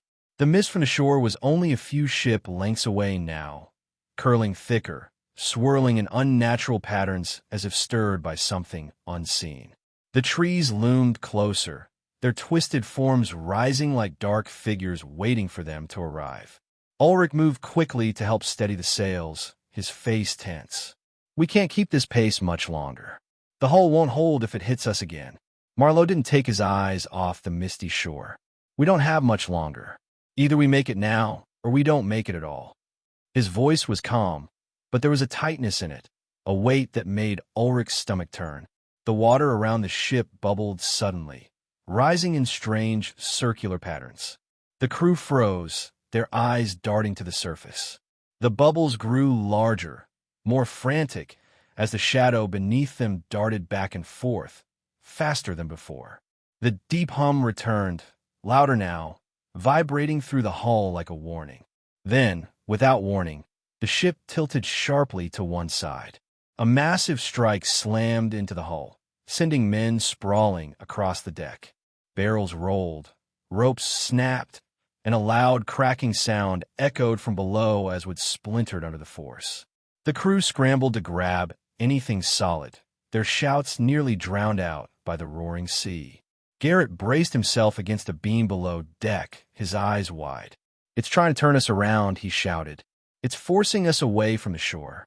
His words reached the men above as they fought to steady the wheel. Marlowe gritted his teeth, his hands locked on the helm as the ship groaned against the force of the current. "Hold her steady," he barked. The men strained against the ropes, their arms trembling with effort. The ship creaked dangerously, the wood moaning as if ready to split apart. The shadow beneath them surged again, scraping along the hull with a loud, bone-deep screech. Tomas covered his ears, his face contorted with fear, while some of the older sailors stared at the water with grim resignation. Every strike felt deliberate, each one angled to push them further from shore. But for every hit, Marlowe kept the wheel turned toward the mist. His jaw was tight, sweat running down his face. Ulrich glanced at him, shouting over the chaos. "If we keep fighting it, we'll sink before we ever get there." Marlowe didn't look at him, his eyes locked forward. "If we give up, we're already dead." The ship shuddered again as another strike hit, harder than before. A loud crack split the air as a section of the railing splintered, sending shards of wood flying. One of the men cried out as he slipped, nearly falling overboard before two others grabbed him by the arms and dragged him back. The mist was so close now it brushed against the sails, curling around them like ghostly fingers. The air grew colder, heavier, making every breath feel like a struggle. The trees on the shore were clearer, their twisted shapes looming in the fog, but now there were other shadows among them, shapes that didn't move like trees. They seemed to stand still, watching. The sea roared louder as the creature surged beneath them again, striking the ship with a force that sent waves crashing over the deck. The men shouted in panic, their hands slipping on wet ropes as they tried to hold on. Below deck, water spilled in faster than before, flooding the lower hold despite their frantic bailing. Tomas clung to the mast, tears streaming down his face as he stared at the swirling black water. "It's not going to let us reach it," he whispered, his voice breaking. "It's going to tear us apart first." The ship tilted dangerously to one side as another strike slammed into it, harder than all the rest. The sound of cracking would echoed across the deck, and for a moment it felt like the entire vessel might split in half. Marlowe tightened his grip on the wheel, his eyes locked on the misty shore, his jaw set in grim defiance. The creature circled once more, its massive shadow darting just below the surface, faster and closer than ever. The bubbles rose again, huge and violent, as if the sea itself were boiling. And then, with a roar of rushing water, the shadow surged upward, breaking through the surface for the first time, towering over the deck in a wall of black, slick muscle and ridged scars. The men froze, their eyes wide, their breaths caught in their throats. And then everything went silent for half a heartbeat, just long enough for them to feel the weight of what was about to come. The silence after the creature's rise was more terrifying than any roar could have been. Every man stood frozen, their faces pale and slick with seawater staring up at the towering shape that loomed over them. The thing's massive body glistened in the dull gray light, its slick black skin crisscrossed with ancient scars that looked almost carved. Its ridged spine rose high like the edge of a jagged mountain, and though its full form was hidden by the mist and spray, its sheer size made the ship feel like a toy. Then it moved. With a deep, guttural sound that vibrated through the ship itself, the creature slammed back into the sea, sending a wall of water crashing over the deck. Men screamed as the wave struck, knocking some to their knees, others against the rails. Barrels and crates slid across the soaked wood, smashing into whatever stood in their way. One sailor lost his grip and tumbled dangerously close to the edge, his fingers clawing at the slick deck before Ulrich lunged forward and grabbed him by the collar, hauling him back with a grunt. "Hold on," Marlowe roared, his voice hoarse but commanding as he gripped the wheel with all his strength. The ship tilted sharply as the water dragged at it, threatening to overturn. The men scrambled, clinging to ropes and rails, their muscles screaming under the strain. Below deck, Garrett struggled to stay upright as water surged in from the cracked hull. He slammed his shoulder against a beam to keep himself steady, shouting over the roar of the sea. "It's testing us. It's trying to break the ship before it pulls us under." Tomas huddled against a barrel, his face pale, his knuckles white as he gripped the wood. "Why doesn't it just kill us?" he asked, his voice trembling. Garrett shook his head grimly. "Because it's not just killing us. It's keeping us away from something. It's guarding that shore." On deck, the creature's shadow circled again beneath the water, faster now, almost frantic. The ship jolted violently as it struck again, this time scraping along the hull with a loud, bone-deep screech that made every man wince. The sound was worse than any roar, long and deliberate, like claws dragging across glass. Ulrich staggered to the railing, gripping it tight as he stared into the swirling black water. For a brief moment, he saw the creature's eye break the surface, a single, massive, dark eye that glinted strangely in the gray light, watching him with something that felt too intelligent. His breath caught in his throat. It wasn't just an animal acting on instinct. It knew. "Marlowe!" Ulrich shouted, turning sharply to the captain. "It's not just trying to kill us. It's thinking. It's choosing when to strike." Marlowe didn't respond. His eyes were locked forward, his jaw tight. Ulrich moved closer, gripping his arm. "You knew this wasn't just some sea beast, didn't you? You knew what was in these waters." Finally, Marlowe looked at him, his eyes dark, his voice low but steady. "I knew the stories, but I didn't believe them. Not until now." His gaze flicked briefly to the misty shore, closer than ever, so close the branches of the twisted trees were almost visible through the thick fog. And if the stories were true, then whatever is on that land is worse than what's in this water. But it's the only chance we've got. Before Ulrich could answer, the ship lurched violently to one side as the creature struck again, harder than before. The deck tilted dangerously, sending men sliding across the slick wood. A loud cracking sound echoed from below as part of the hull gave way, water rushing in faster than before. "Below deck's flooding," someone shouted. Panic spread quickly as the crew scrambled, some trying to hold the ship steady, others racing to patch the leaks, though they all knew it was useless if the strikes didn't stop. Garrett climbed up from below, his face grim.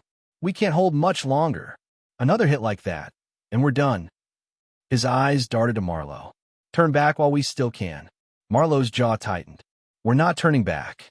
His voice cut through the panic like a blade. "We push forward, no matter what." The men stared at him, their faces filled with fear and disbelief. Ulrich turned sharply to him, anger flashing in his eyes. "They'll mutiny if you keep this up. They think you're leading them to death." Marlowe didn't answer, his eyes locked on the shore. Then the water exploded again, larger than before, as the creature surged up for a second time. Its massive form broke the surface, higher this time, close enough for them to see its scarred ridges and the strange pale marks along its sides. Marks that looked almost like carvings, symbols too straight to be natural. The sight froze every man where he stood. "It's marked Tomas whispered from near the mast, his voice barely audible but filled with dread. "It's cursed like the old stories." The creature crashed back into the sea, sending another wall of water slamming against the deck. The ship rocked violently, the wood groaning in protest. The men clung to whatever they could, some praying under their breath, others too terrified to speak. The current shifted suddenly, pulling them closer to the shore, as if the sea itself had changed its mind. The mist loomed only a few feet away now, curling thickly around the edges of the ship. Through the haze, dark shapes stood along the shore, unmoving, almost human in outline, but too still to be alive. Ulrich's breath caught as he stared at them. "Do you see that?" he whispered. Marlowe didn't look, his focus locked on steering the ship closer.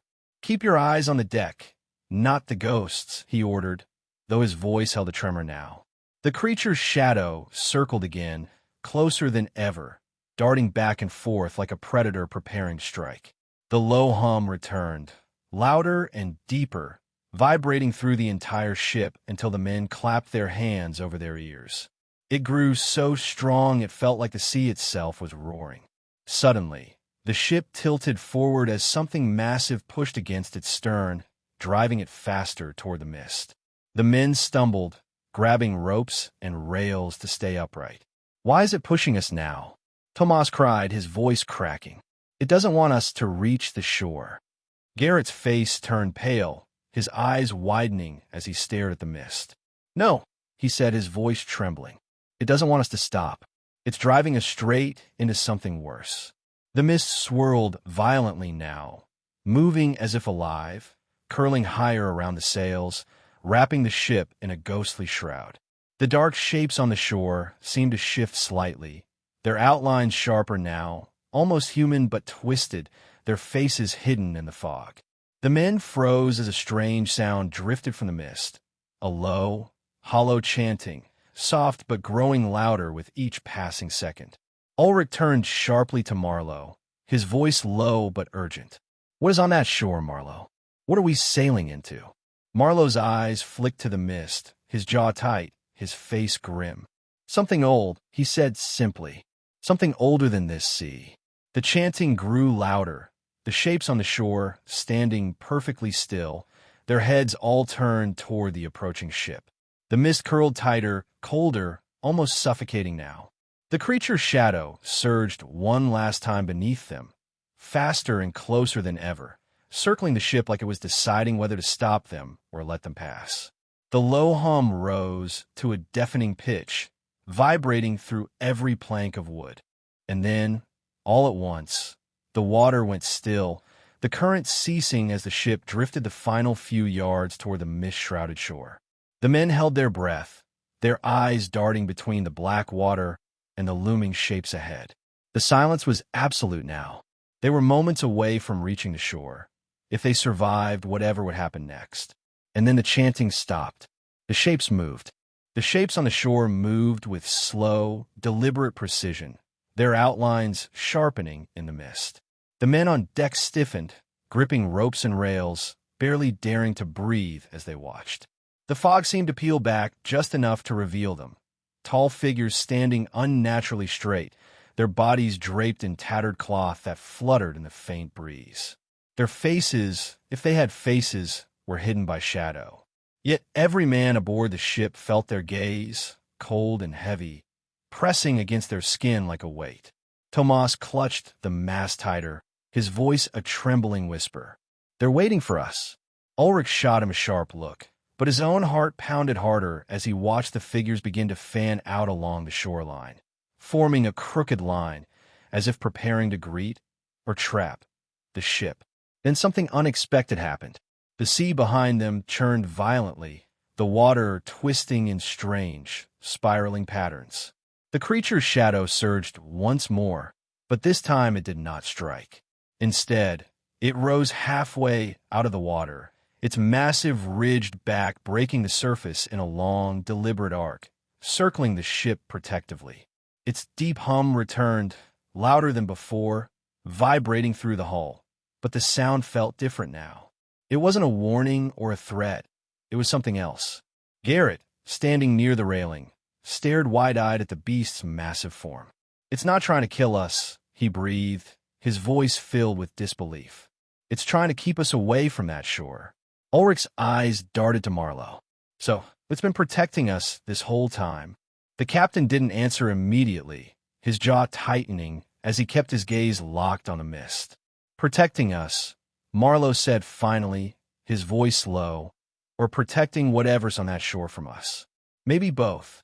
The wind shifted suddenly, cold and sharp, carrying with it a faint sound, a whispering that seemed to come from the mist itself. It wasn't the chanting they had heard before. This was softer, closer, like voices speaking directly into their ears. The men flinched, some glancing around in confusion, others covering their ears. Tomas' eyes went wide as he turned toward the mist, his lips parting in shock. "It's calling us," he said, his voice trembling. "It's telling us to come closer." Garrett grabbed his arm roughly. "Don't listen, boy. That's how it gets you." But Tomas struggled against his grip, his eyes fixed on the shadowy figures on the shore. "They want us to land. They need us to." Ulrich moved closer to Marlowe, lowering his voice but keeping it tense. "We can't go there. You feel it as much as I do. Whatever's on that shore, it's worse than anything in the sea." For the first time, Marlowe hesitated. His hands tightened on the wheel, his face hard but conflicted. He glanced at the mist, his brow furrowed as if weighing something heavy. "There's something there," he said finally. "Something they don't want anyone to find. And if we turn back now, we'll never know." Before Ulrich could argue, the ship lurched sharply. The creature surged alongside them, brushing close to the hull, its massive body rising slightly out of the water as it blocked the ship's path. Its great ridged back gleamed wet and dark, scarred and ancient. But now its movements felt strangely desperate, almost frantic, as if it were trying to physically push them away. The men stumbled, gripping the rails as the ship tilted. Panic spread through the crew again as the realization set in. The beast wasn't attacking, but it would destroy the ship if it had to, just to keep them from landing. Garrett shouted over the chaos, his voice hoarse. "Don't fight it. Let it take us back. If that thing's afraid of the shore, that's all the answer we need."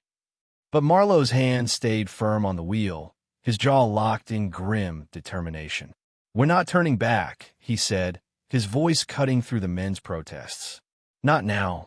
The ship creaked dangerously as the beast pressed against it again, harder this time, trying to force it away from the shore.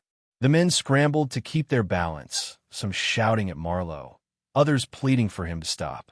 Ulrich grabbed his arm, his voice sharp. "You'll kill us all for this." Before Marlowe could respond, something unexpected happened.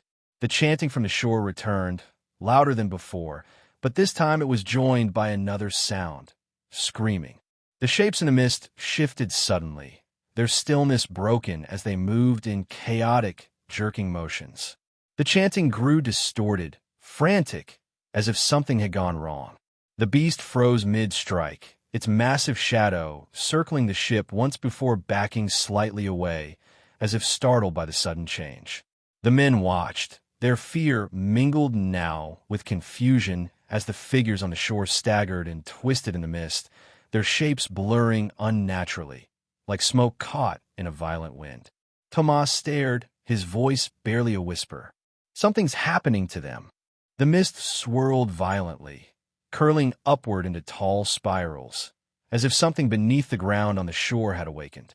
The shadows moved faster, twisting and collapsing in on themselves, their distorted bodies writhing in ways that made the men turn their eyes away. Ulrich grabbed Marlowe's arm again, his voice urgent. "Whatever you thought was there, it's not just dangerous. It's waking up, and we're still heading straight toward it." But Marlowe's eyes stayed locked on the shore, his face pale but determined. "This is why we came," he said, his voice low. "This is what the stories never explained." The beast let out a deep, echoing sound, louder and sharper than before, circling closer to the ship as if preparing for something. Its massive body cut through the waves, the water churning violently in its wake. Then, without warning, the mist ahead of the ship split open slightly, revealing for the first time what lay beyond the tree line. Through the swirling gray, they caught a glimpse of something massive, stone structures half buried in the earth, covered in strange carvings that glowed faintly even through the haze. The men froze, staring in silent horror. The carvings were the same as the scars along the beast's body. Tomas clutched the mast, his voice breaking. It's not guarding us from ashore, it's guarding the shore from us. For people like us, whatever's buried there, it's the reason this creature exists. The beast let out another low, vibrating roar, circling closer, faster, as if making a choice. The ship creaked dangerously as the current dragged them the last few feet toward the mist. The figures on the shore had stopped moving now, their twisted forms standing perfectly still again, all of them facing the ship. The chanting rose to a deafening pitch, the mist swirling violently, as if trying to pull them in faster. And then the beast surged upward, its massive body rising higher than ever before, blocking the ship's path entirely, its scarred ridges glistening in the gray light. For the first time, it let out a sound that wasn't just a hum or a roar. It was almost like a warning cry, low and resonant, directed straight at the ship. The men stood frozen, torn between fear of the beast and the horrors waiting on the shore. And Marlowe, hands still tight on the wheel, stared past the massive creature at the glowing ruins ahead, his jaw tightening. They were only moments from colliding with either fate. The ship rocked violently as the beast blocked its path, its massive body rising like a living wall between them and the cursed shore. Water crashed against the hull, spraying cold mist across the deck. The men clung to ropes and rails, their eyes wide with terror as they stared up at the creature's scarred, ridged back. Its deep cry rumbled through the air, vibrating in their chests, but this time there was something desperate in the sound, almost pleading. Marlowe stood firm at the wheel, his jaw locked, his eyes narrowed at the glowing ruins just visible through the swirling mist. The stone carvings shimmered faintly, casting strange reflections on the fog. The sight of them seemed to hold him in a trance, his knuckles white as he gripped the wheel tighter. Ulrich moved to him, his voice sharp with urgency. "Look at it. It doesn't want us to go closer because it knows what's there. For once, listen to the thing that's been trying to keep us alive." Marlowe's eyes didn't move from the ruins. "That thing's been keeping us alive because it doesn't want us to find whatever's buried there," he said, his voice grim. "But that's exactly why we have to see it. Whatever's on that shore, whatever those carvings are, it's not just a danger to us. It's a danger to everything." Ulrich stared at him, stunned. "You don't know that. You're guessing. You'll risk all our lives for a story that might not even be true." Before Marlowe could answer, the chanting from the shore surged louder, echoing through the mist in rhythmic pulses. The twisted figures standing among the trees shifted slightly, all of them turning their heads in unison toward the glowing ruins. Their movements were slow, unnatural, like marionettes pulled by invisible strings. The beast roared again, louder now, its massive body slamming against the side of the ship in a forceful shove, trying to push it back toward the open sea. The deck tilted sharply, sending men sliding across the wetwood. One sailor screamed as he lost his footing, slipping toward the rail, only to be caught at the last second by Garrett, who grabbed his arm and hauled him back. Garrett turned to Marlowe, his face flushed with anger and fear. "You're going to get us all killed. Whatever's on that shore, it's not meant for us to see." But Marlowe didn't flinch. His gaze stayed locked on the ruins. It was meant to stay hidden, but someone built those carvings for a reason. People were here before Garrett, and they wanted it sealed away. The sea churned violently around them as the beast circled, its massive form moving faster, cutting through the waves with terrifying speed. The ship groaned under the strain, its wooden planks creaking as if ready to snap. The men struggled to hold their positions, their arms burning as they pulled at ropes and tried to steady the sails. Then, something unexpected happened. The mist thickened suddenly, swirling in strange spirals above the ruins. The glowing carvings pulsed brighter, sending shimmering reflections dancing across the water. The twisted figures on the shore all dropped to their knees at once, their heads bowed toward the ruins. The chanting stopped abruptly, replaced by a low, humming vibration that matched the sound coming from the beast. The men on deck froze, staring in shock. Even the creature hesitated, its massive body slowing as it floated near the surface, its scarred ridges glistening under the strange glow. The humming from the ruins grew louder, deeper, resonating through the water and the air, until it felt like the entire sea was alive with it. Ulrich swallowed hard, his voice low, almost a whisper. "What is it doing?" No one answered. The glow from the ruins brightened again, pulsing in a steady rhythm, and then, suddenly, the ground along the shoreline shifted. The twisted trees trembled, their roots cracking through the earth as if something massive was moving beneath them. The kneeling figures didn't flinch, their bodies perfectly still despite the trembling ground. Then the sea near the shore rippled violently, and a new sound joined the humming, a deep, hollow rumble that seemed to come from under the ruins themselves. The mist swirled faster, curling upward into a vortex above the glowing carvings. The men stared in silent terror as the ruins shifted, some of the stone structures sliding apart as if pushed from below. A faint, eerie light glowed from deep within the cracks, spilling into the mist. Garrett stepped closer to the rail, his eyes wide. Something's waking up. The beast let out a thunderous roar, its massive body surging forward in a frenzy. It slammed against the hull, harder than ever, trying to shove the ship away from the shore with all its strength. The deck tilted dangerously, water crashing over the sides as the men screamed, clinging to whatever they could hold. "Hold her steady," Marlowe shouted, his voice cutting through the chaos. His arms strained against the wheel, every muscle in his body tense as he fought the beast's force. The ship groaned in protest, its wooden planks splintering under the pressure. Ulrich grabbed Marlowe's shoulder, shouting over the roar of the sea. "Are you mad? You're steering us straight into it. If that thing gets out, if it's been trapped here for centuries, you'll unleash it." Marlowe's jaw tightened, but his eyes stayed fixed on the ruins. "And if it's already waking up, nothing we do will stop it. But maybe, just maybe, there's a way to stop it before it crosses the sea." The glowing carvings pulsed brighter again, casting long, eerie reflections across the deck. The kneeling figures on the shore raised their heads slowly, their movements jerky and unnatural. Their faces were still hidden by the mist, but their eyes glinted faintly with the same glow as the ruins. Tomas whimpered from near the mast, his voice trembling. "They're not people anymore. They're part of it." The ground along the shoreline cracked again, louder this time, sending pieces of stone crumbling into the water. The strange light within the ruins flared suddenly, shooting up into the mist in a blinding beam. The men shielded their eyes, stumbling back as the beam cut through the swirling fog. The beast roared again, louder and angrier than before, slamming itself against the hull in a final desperate attempt to turn the ship away. The deck tilted so sharply that several men slipped, sliding toward the rail.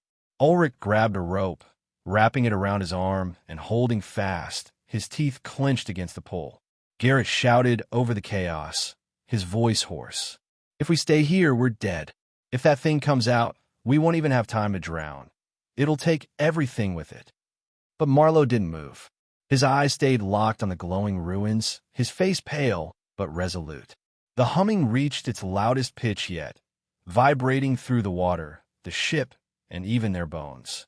The glowing beam from the ruins pulsed brighter, the mist around it swirling violently, as if drawn into the light. The twisted figures on the shore raised their arms toward the ruins, their bodies shaking with the effort. And then, with a deafening crack, the ground split wide open.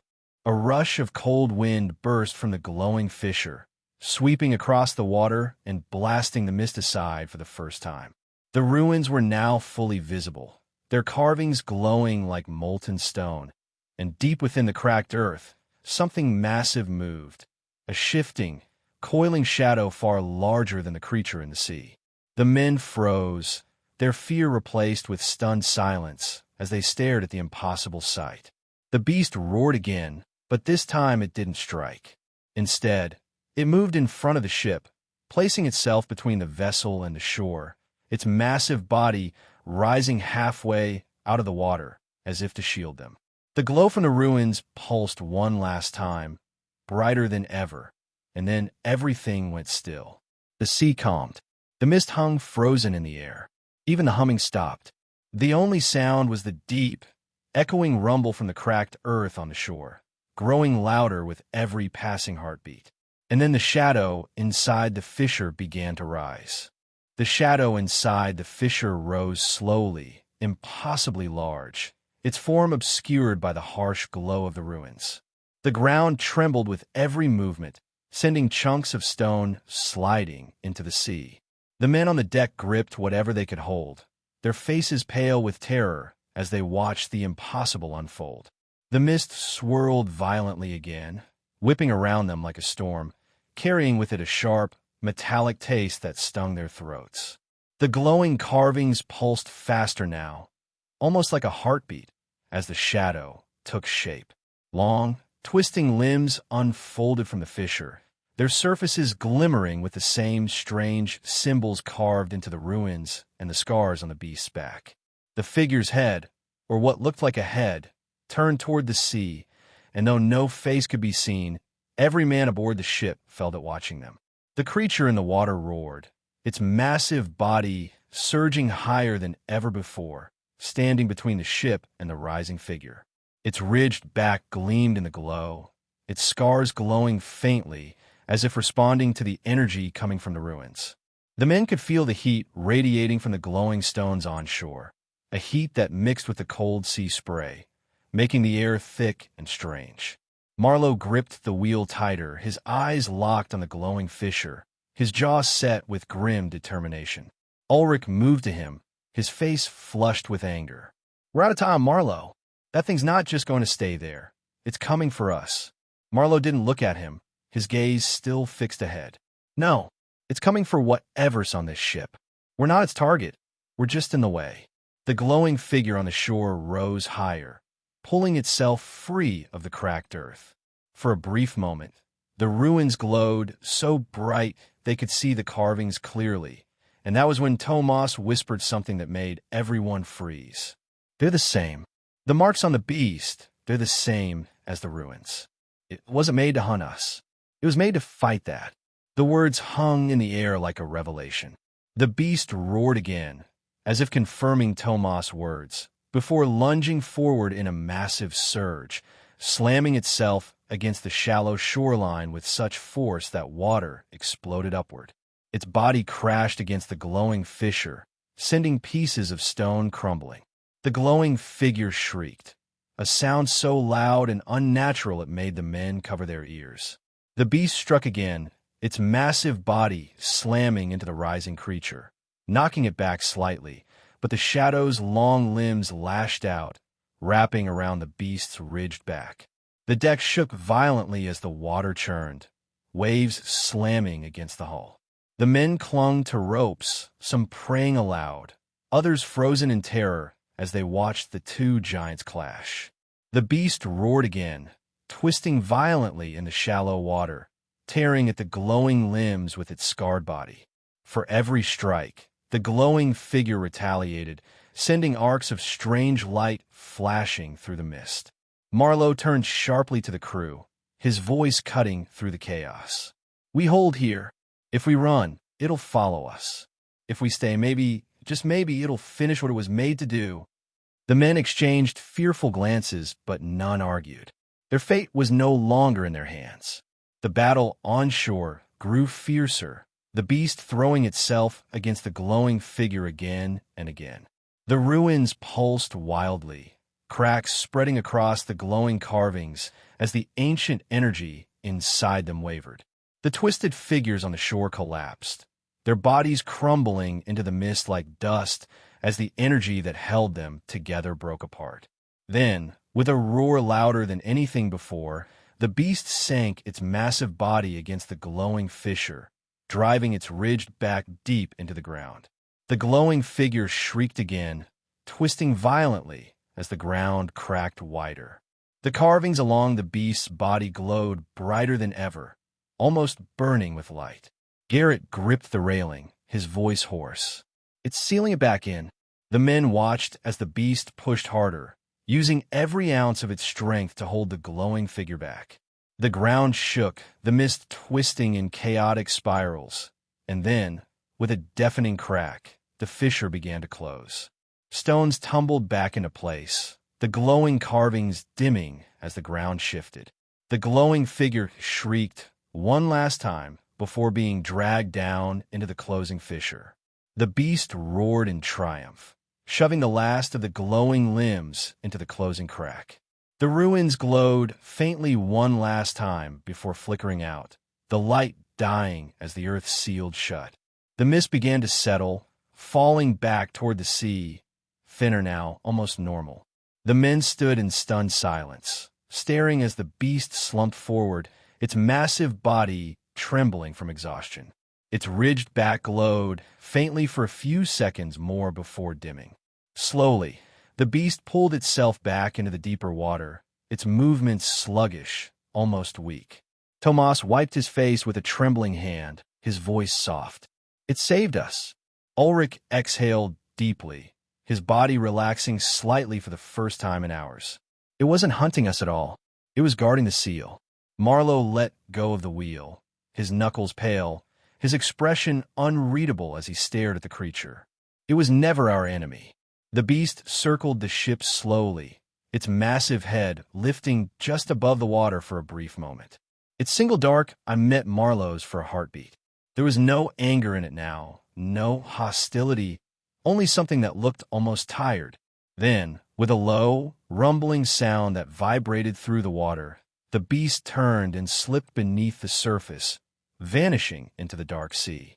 The ripples it left behind spread slowly across the water, until the sea became calm again. The crew stood frozen, still gripping ropes and rails, as if expecting the battle to start again. But the mist was clearing, the twisted trees along the shore still and silent once more. The glowing ruins were dark now, nothing more than crumbling stone half buried in the earth. For a long moment, no one spoke. Then Tomas broke the silence, his voice quiet, almost reverent. "Do you think it'll stay sealed?" Marlowe didn't answer immediately, his gaze still locked on the dark, ruined shore. Finally, he spoke, his voice low. "Maybe. For now." He turned to Ulrich, his face grim. "But something woke it, and if it woke once, it can wake again." Ulrich frowned. "Then what do we do? Go home and pretend this never happened?" Marlowe's eyes stayed on the dark horizon. "We tell no one, not unless we want others to come here looking for it. The fewer who know, the longer it stays buried." The men nodded silently, though unease lingered in their eyes. They worked quietly to repair the sails and steer the ship back toward open waters, the silence heavy but strangely peaceful compared to the chaos before. As the ship turned away from the cursed shore, the sea calmed once more, the mist began to lift, revealing a pale gray sky. For the first time in days, sunlight touched the deck, glinting off the wet wood. The men exhaled slowly, some dropping to sit against the rails, exhausted but alive. Yet Marlowe kept his eyes on the shore until it vanished completely into the mist. And just before it disappeared from sight, the faintest glow flickered once deep within the ruins, pulsing once, like the beat of a heart, before fading again. The sea stretched endlessly before them, calm now, almost too calm, as if the storm, the mist, and the glowing ruins had all been nothing more than a fever dream. But the men aboard the battered ship knew better. Every creak of the wood beneath their boots, every scar carved into the deck from sliding barrels, every rope frayed from desperate hands told the story of what had just happened. The silence was heavy, broken only by the rhythmic slap of the waves against the hull and the occasional groan of tired wood. No one spoke for a long while. Some sat slumped against the rails, too exhausted to move, while others busied themselves with small tasks, patching ropes or tying loose barrels back into place. But even those who worked did so in silence, their faces pale, their eyes haunted. The danger was past, but the memory of it hung thick in the air. Tomas sat cross-legged near the mast, staring out at the sea with unfocused eyes. His hands shook slightly as he turned a piece of wet rope in his fingers, twisting and untwisting it over and over. Ulrich passed by him and crouched down, resting a hand on the young man's shoulder. "You did well back there," Ulrich said quietly. Not many men could have stood through that. Tomas didn't look at him, his voice barely above a whisper. "It wasn't bravery. I couldn't move. I just watched." He paused, his grip tightening on the rope. "It was fighting for us. That thing. It bled for us. And we spent half the journey trying to kill it." Ulrich gave his shoulder a small squeeze. "It wasn't fighting for us. It was fighting for something older than us. But we lived, and maybe that's enough." Tomas nodded weakly, but didn't speak again. Ulrich stood and moved toward the stern, where Marlowe stood alone, his hands resting on the railing as he stared back at the distant mist that was slowly fading into the horizon. For a long moment, Ulrich didn't say anything. He stood beside Marlowe, watching the sea, letting the quiet settle between them. Finally, he spoke. "You still thinking about it?" Marlowe didn't look at him, his gaze still fixed on the horizon. "You don't just walk away from something like that. You don't forget. You made the right call," Ulrich said, though his voice held doubt. "If we turned back earlier, maybe we wouldn't have survived. Maybe it would have woken up fully, and there'd have been nothing to stop it." Marlowe's jaw tightened. "Maybe. Or maybe we made it worse by being there. The seal was already weak. What if our being there pushed it closer to breaking?" Ulrich looked at him sharply. "You don't really believe that?" Marlowe turned to face him finally, his expression grim. "I don't know what to believe anymore. But I do know this: someone built those ruins. Someone trapped it once. That means it can be freed again. And if it wakes fully," he trailed off, his eyes hardening. "We can't let that happen." Ulrich frowned. "And what exactly do you plan to do about it? Go back? Tell someone? You said yourself we can't risk people coming here." Marlowe turned back to the sea, his voice quieter now. "I'm not telling anyone, but I won't forget. Someone has to remember, even if it's just one man." The two stood in silence for a long while, watching as the horizon swallowed the cursed shore completely. Below deck, Garrett sat at a small table, carefully writing in his worn journal, his hands still trembling slightly. His words were simple, but his face showed how much weight they carried. He wrote not for history, not for kings or scholars, but for himself, to remind himself of the truth of what they had seen, should he ever start to doubt it later. Some of the men whispered quietly among themselves, trying to make sense of it, but most stayed silent, lost in their own thoughts. The ship rocked gently as it moved farther into open waters, leaving behind the ruins, the mist, and the terrible glow. As the day stretched into evening, a faint warmth returned to the air. The clouds broke slowly, allowing a sliver of sunlight to shine through. The golden light reflected off the waves, giving the sea a strange, serene beauty. It felt almost wrong after what they had witnessed, but it was a relief all the same. Tomas, still sitting near the mast, finally lifted his head to look at the setting sun. His voice was quiet, almost to himself. "Do you think it thinks about us? That creature, do you think it even cares?" Ulrich, passing by again, paused and glanced at him. "I don't know. Maybe it does. Maybe we're just another part of what it protects, even if it doesn't understand why. But it saved us. That has to mean something." Tomas nodded faintly, though his gaze stayed distant. The ship sailed through the night in relative calm, the stars finally breaking through the thinning clouds. For the first time in days, the crew dared to relax, some sleeping on the deck, others quietly humming old sea songs to themselves, as if trying to bring normalcy back to their lives.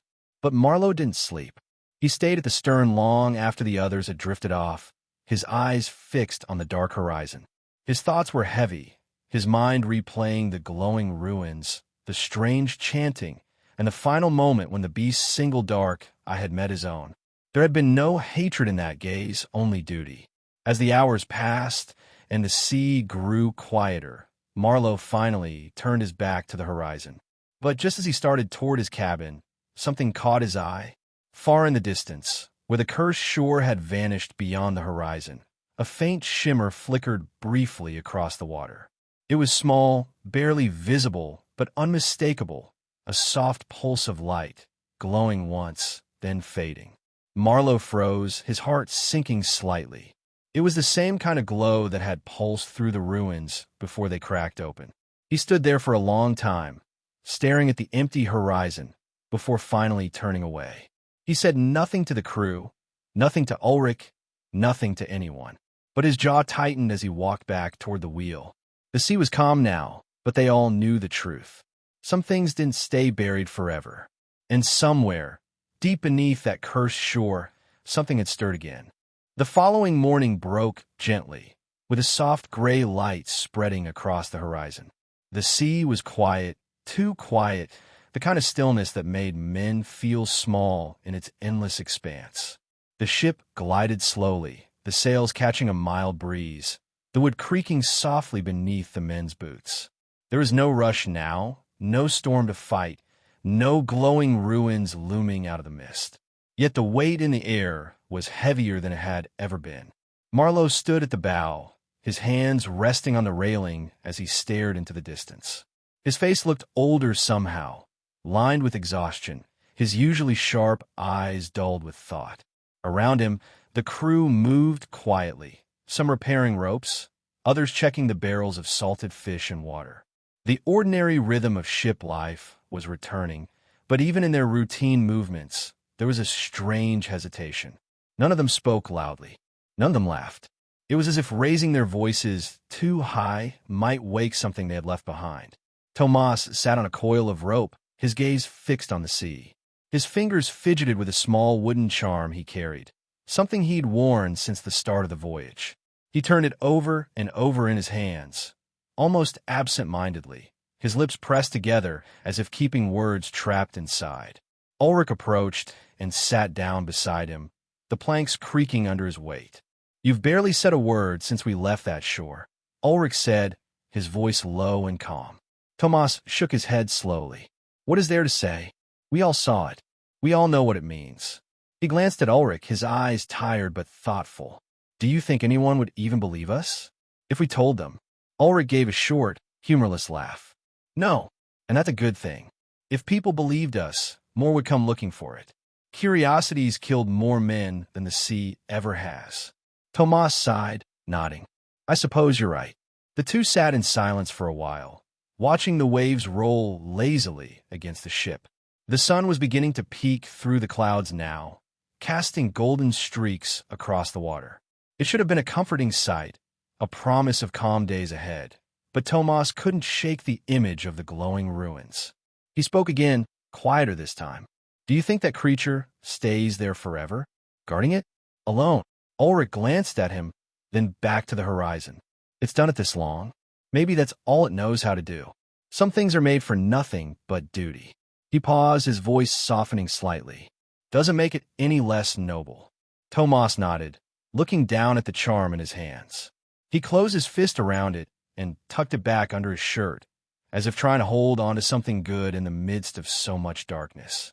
Below deck, Garrett sat hunched over his journal again, scratching slow, deliberate words onto the page. He wrote of the mist, the carvings, and the great beast in the sea. But when he paused, staring at the blank space beneath his last line, his hand trembled slightly. After a long hesitation, he shut the journal with a firm snap. He didn't tear out the pages, but he tucked the book deep into his chest, as if hiding it from himself as much as anyone else. On deck, Marlowe finally moved from the bow to the wheel. His hands rested lightly on it now, no longer gripping it in desperation as he had before. He stared ahead at the endless gray sea, his thoughts elsewhere. Ulrich joined him, leaning against the rail nearby. "You haven't slept," Ulrich said. Marlowe didn't respond at first. His eyes stayed fixed on the horizon.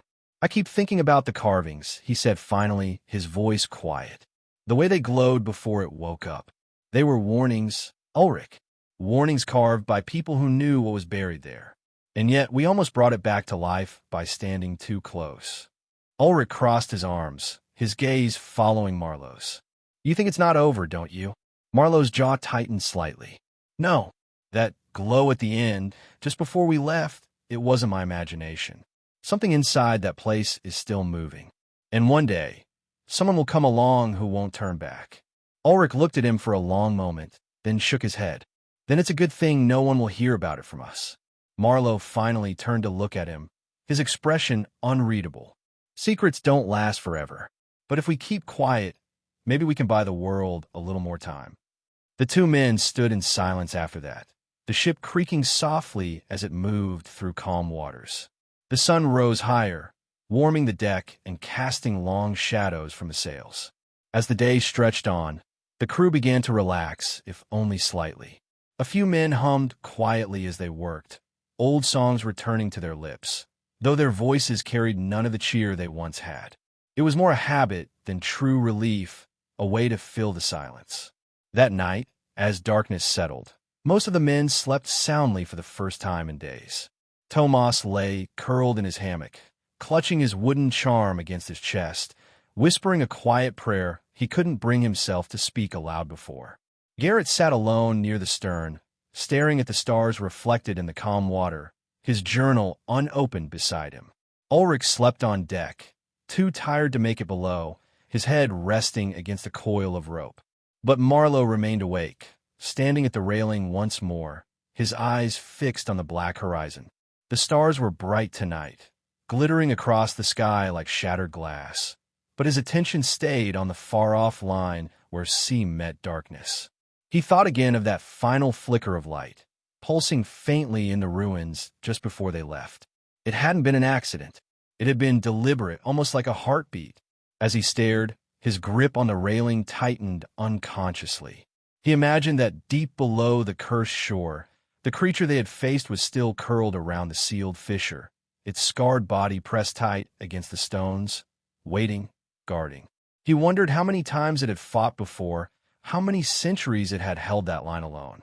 And he wondered, with a heavy feeling in his chest, how long it could keep doing so. The ship rocked gently, the quiet creak of wood and the distant cry of seabirds the only sounds in the night. For now, the sea was peaceful, and the danger was behind them. But Marlowe knew better than to believe it was over. Somewhere beyond the horizon, the ruins still stood, silent and dark. But deep within them, buried in that ancient crack, something stirred, something patient, something waiting. And though the sea carried them farther and farther away, Marlowe couldn't shake the feeling that one day, they, or someone else, would be called back. Because things like that didn't stay buried forever. Not in a world as restless as this. The ship drifted farther into the night, its sails catching a soft breeze, carrying them towards safer waters. But even as the horizon swallowed the cursed land behind them, the memory of it stayed etched in their minds, a story they would never tell, a secret the sea would keep. And far away, in the ruins no man dared return to, a single faint glow pulsed once more, like the slow beat of something that hadn't truly died. The days that followed passed quietly, the sea almost unnaturally calm, as if it too needed to recover from what had happened. The mist never returned, and the strange chill that had haunted the air seemed to fade with every passing mile. The men slowly fell back into the familiar rhythm of ship life, though a certain heaviness lingered in their movements. They worked with quiet focus, mending torn sails, patching the hull where the beast's desperate strikes had splintered the wood, and checking barrels of water and salted fish. But even as they moved about, their faces betrayed the weight of what they had seen. Tomas had changed the most. The youngest of the crew, who had once been restless and talkative, now spent most of his time sitting near the bow, staring out at the water as if it might speak to him.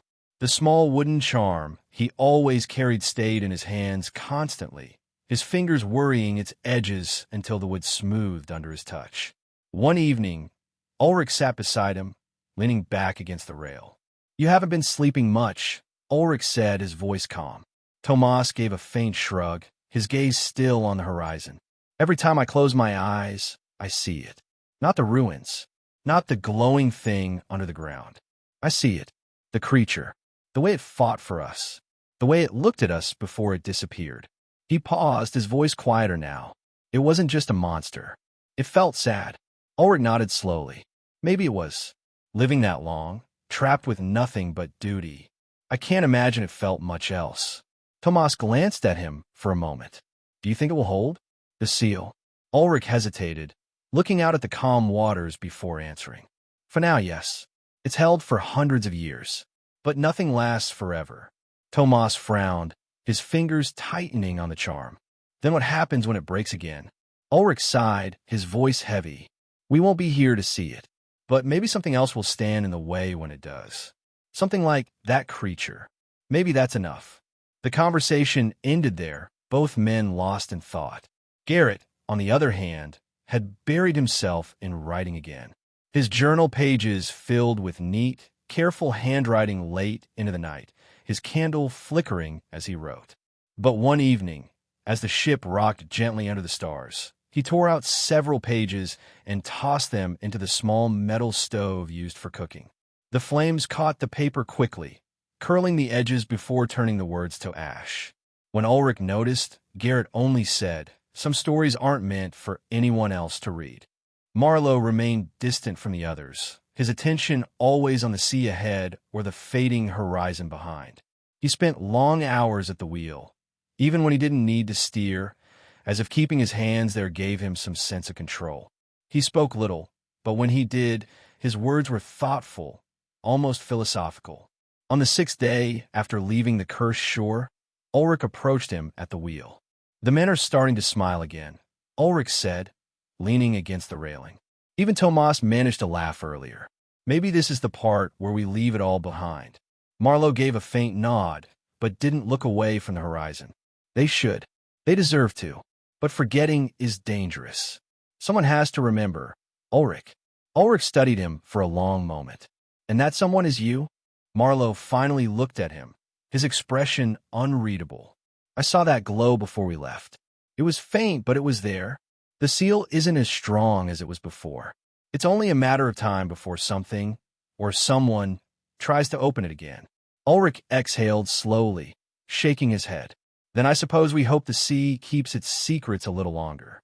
That night, under a clear sky full of stars, Marlowe stood alone at the stern, his hands gripping the rail as he stared back at the dark horizon.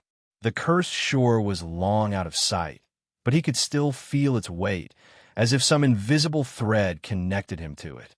The beast's single dark eye flashed through his mind, that brief moment where it had looked at him before disappearing into the depths. There had been no malice there, no anger, just a kind of silent understanding, as if it had known that Marlowe, too, carried a burden. The next morning, the sea finally began to feel alive again. The breeze carried the salty scent of open waters, and seabirds cried overhead, circling the masts as if welcoming the ship back to the living world. The crew's movements grew lighter, their voices louder, and for the first time in weeks, someone sang while hauling ropes. The sound was hesitant at first, but others joined in until the old sea shanty carried across the deck. Tomas smiled faintly, though it didn't quite reach his eyes. Ulrich clapped him on the back, saying, "You'll tell your children about this one day." But Tomas shook his head. "No, some things are better left as whispers in the wind." By the time the sun dipped low that evening, painting the waves gold, the crew felt almost like themselves again. But even in their laughter, something unspoken lingered, a shared memory that none of them would ever truly leave behind. Marlowe stood at the wheel, watching the sunlight ripple across the water. His grip on the wood loosened slightly, his posture relaxing for the first time in days. He let the crew have their laughter, their songs, their hope because they deserved it. But in the quiet corner of his mind, he stayed alert. He thought again of the ruins, of the glowing fissure, of the ancient carvings that warned those who dared to look too closely. He thought of the beast, still out there somewhere in the depths, circling that cursed shore, guarding it the only way it knew how. As the sun sank and the stars appeared, Marlowe whispered softly to himself, words no one else could hear. "Hold on for as long as you can." The sea swallowed the words, carrying them far across the waves. Somewhere, beyond the edge of sight, the cursed shore sat silent under the moonlight, its ruins dark once more. But deep beneath the stones, something shifted faintly, a soft pulse like the slow beat of a sleeping heart. The ship sailed on, its sails full of wind, leaving the cursed land behind for good. The men would tell themselves that they had survived the worst the sea could offer, and perhaps, in time, they would come to believe it. But for those who had looked into the mist and seen what waited beyond it, the memory would never fade completely. Some secrets, like the sea itself, could never be tamed. They only waited, patient and silent, until the world was foolish enough to disturb them again. And as the stars shimmered above the calm water, the ship moved steadily toward home, its crew alive, its story unspoken, and its secrets safe, at least for now.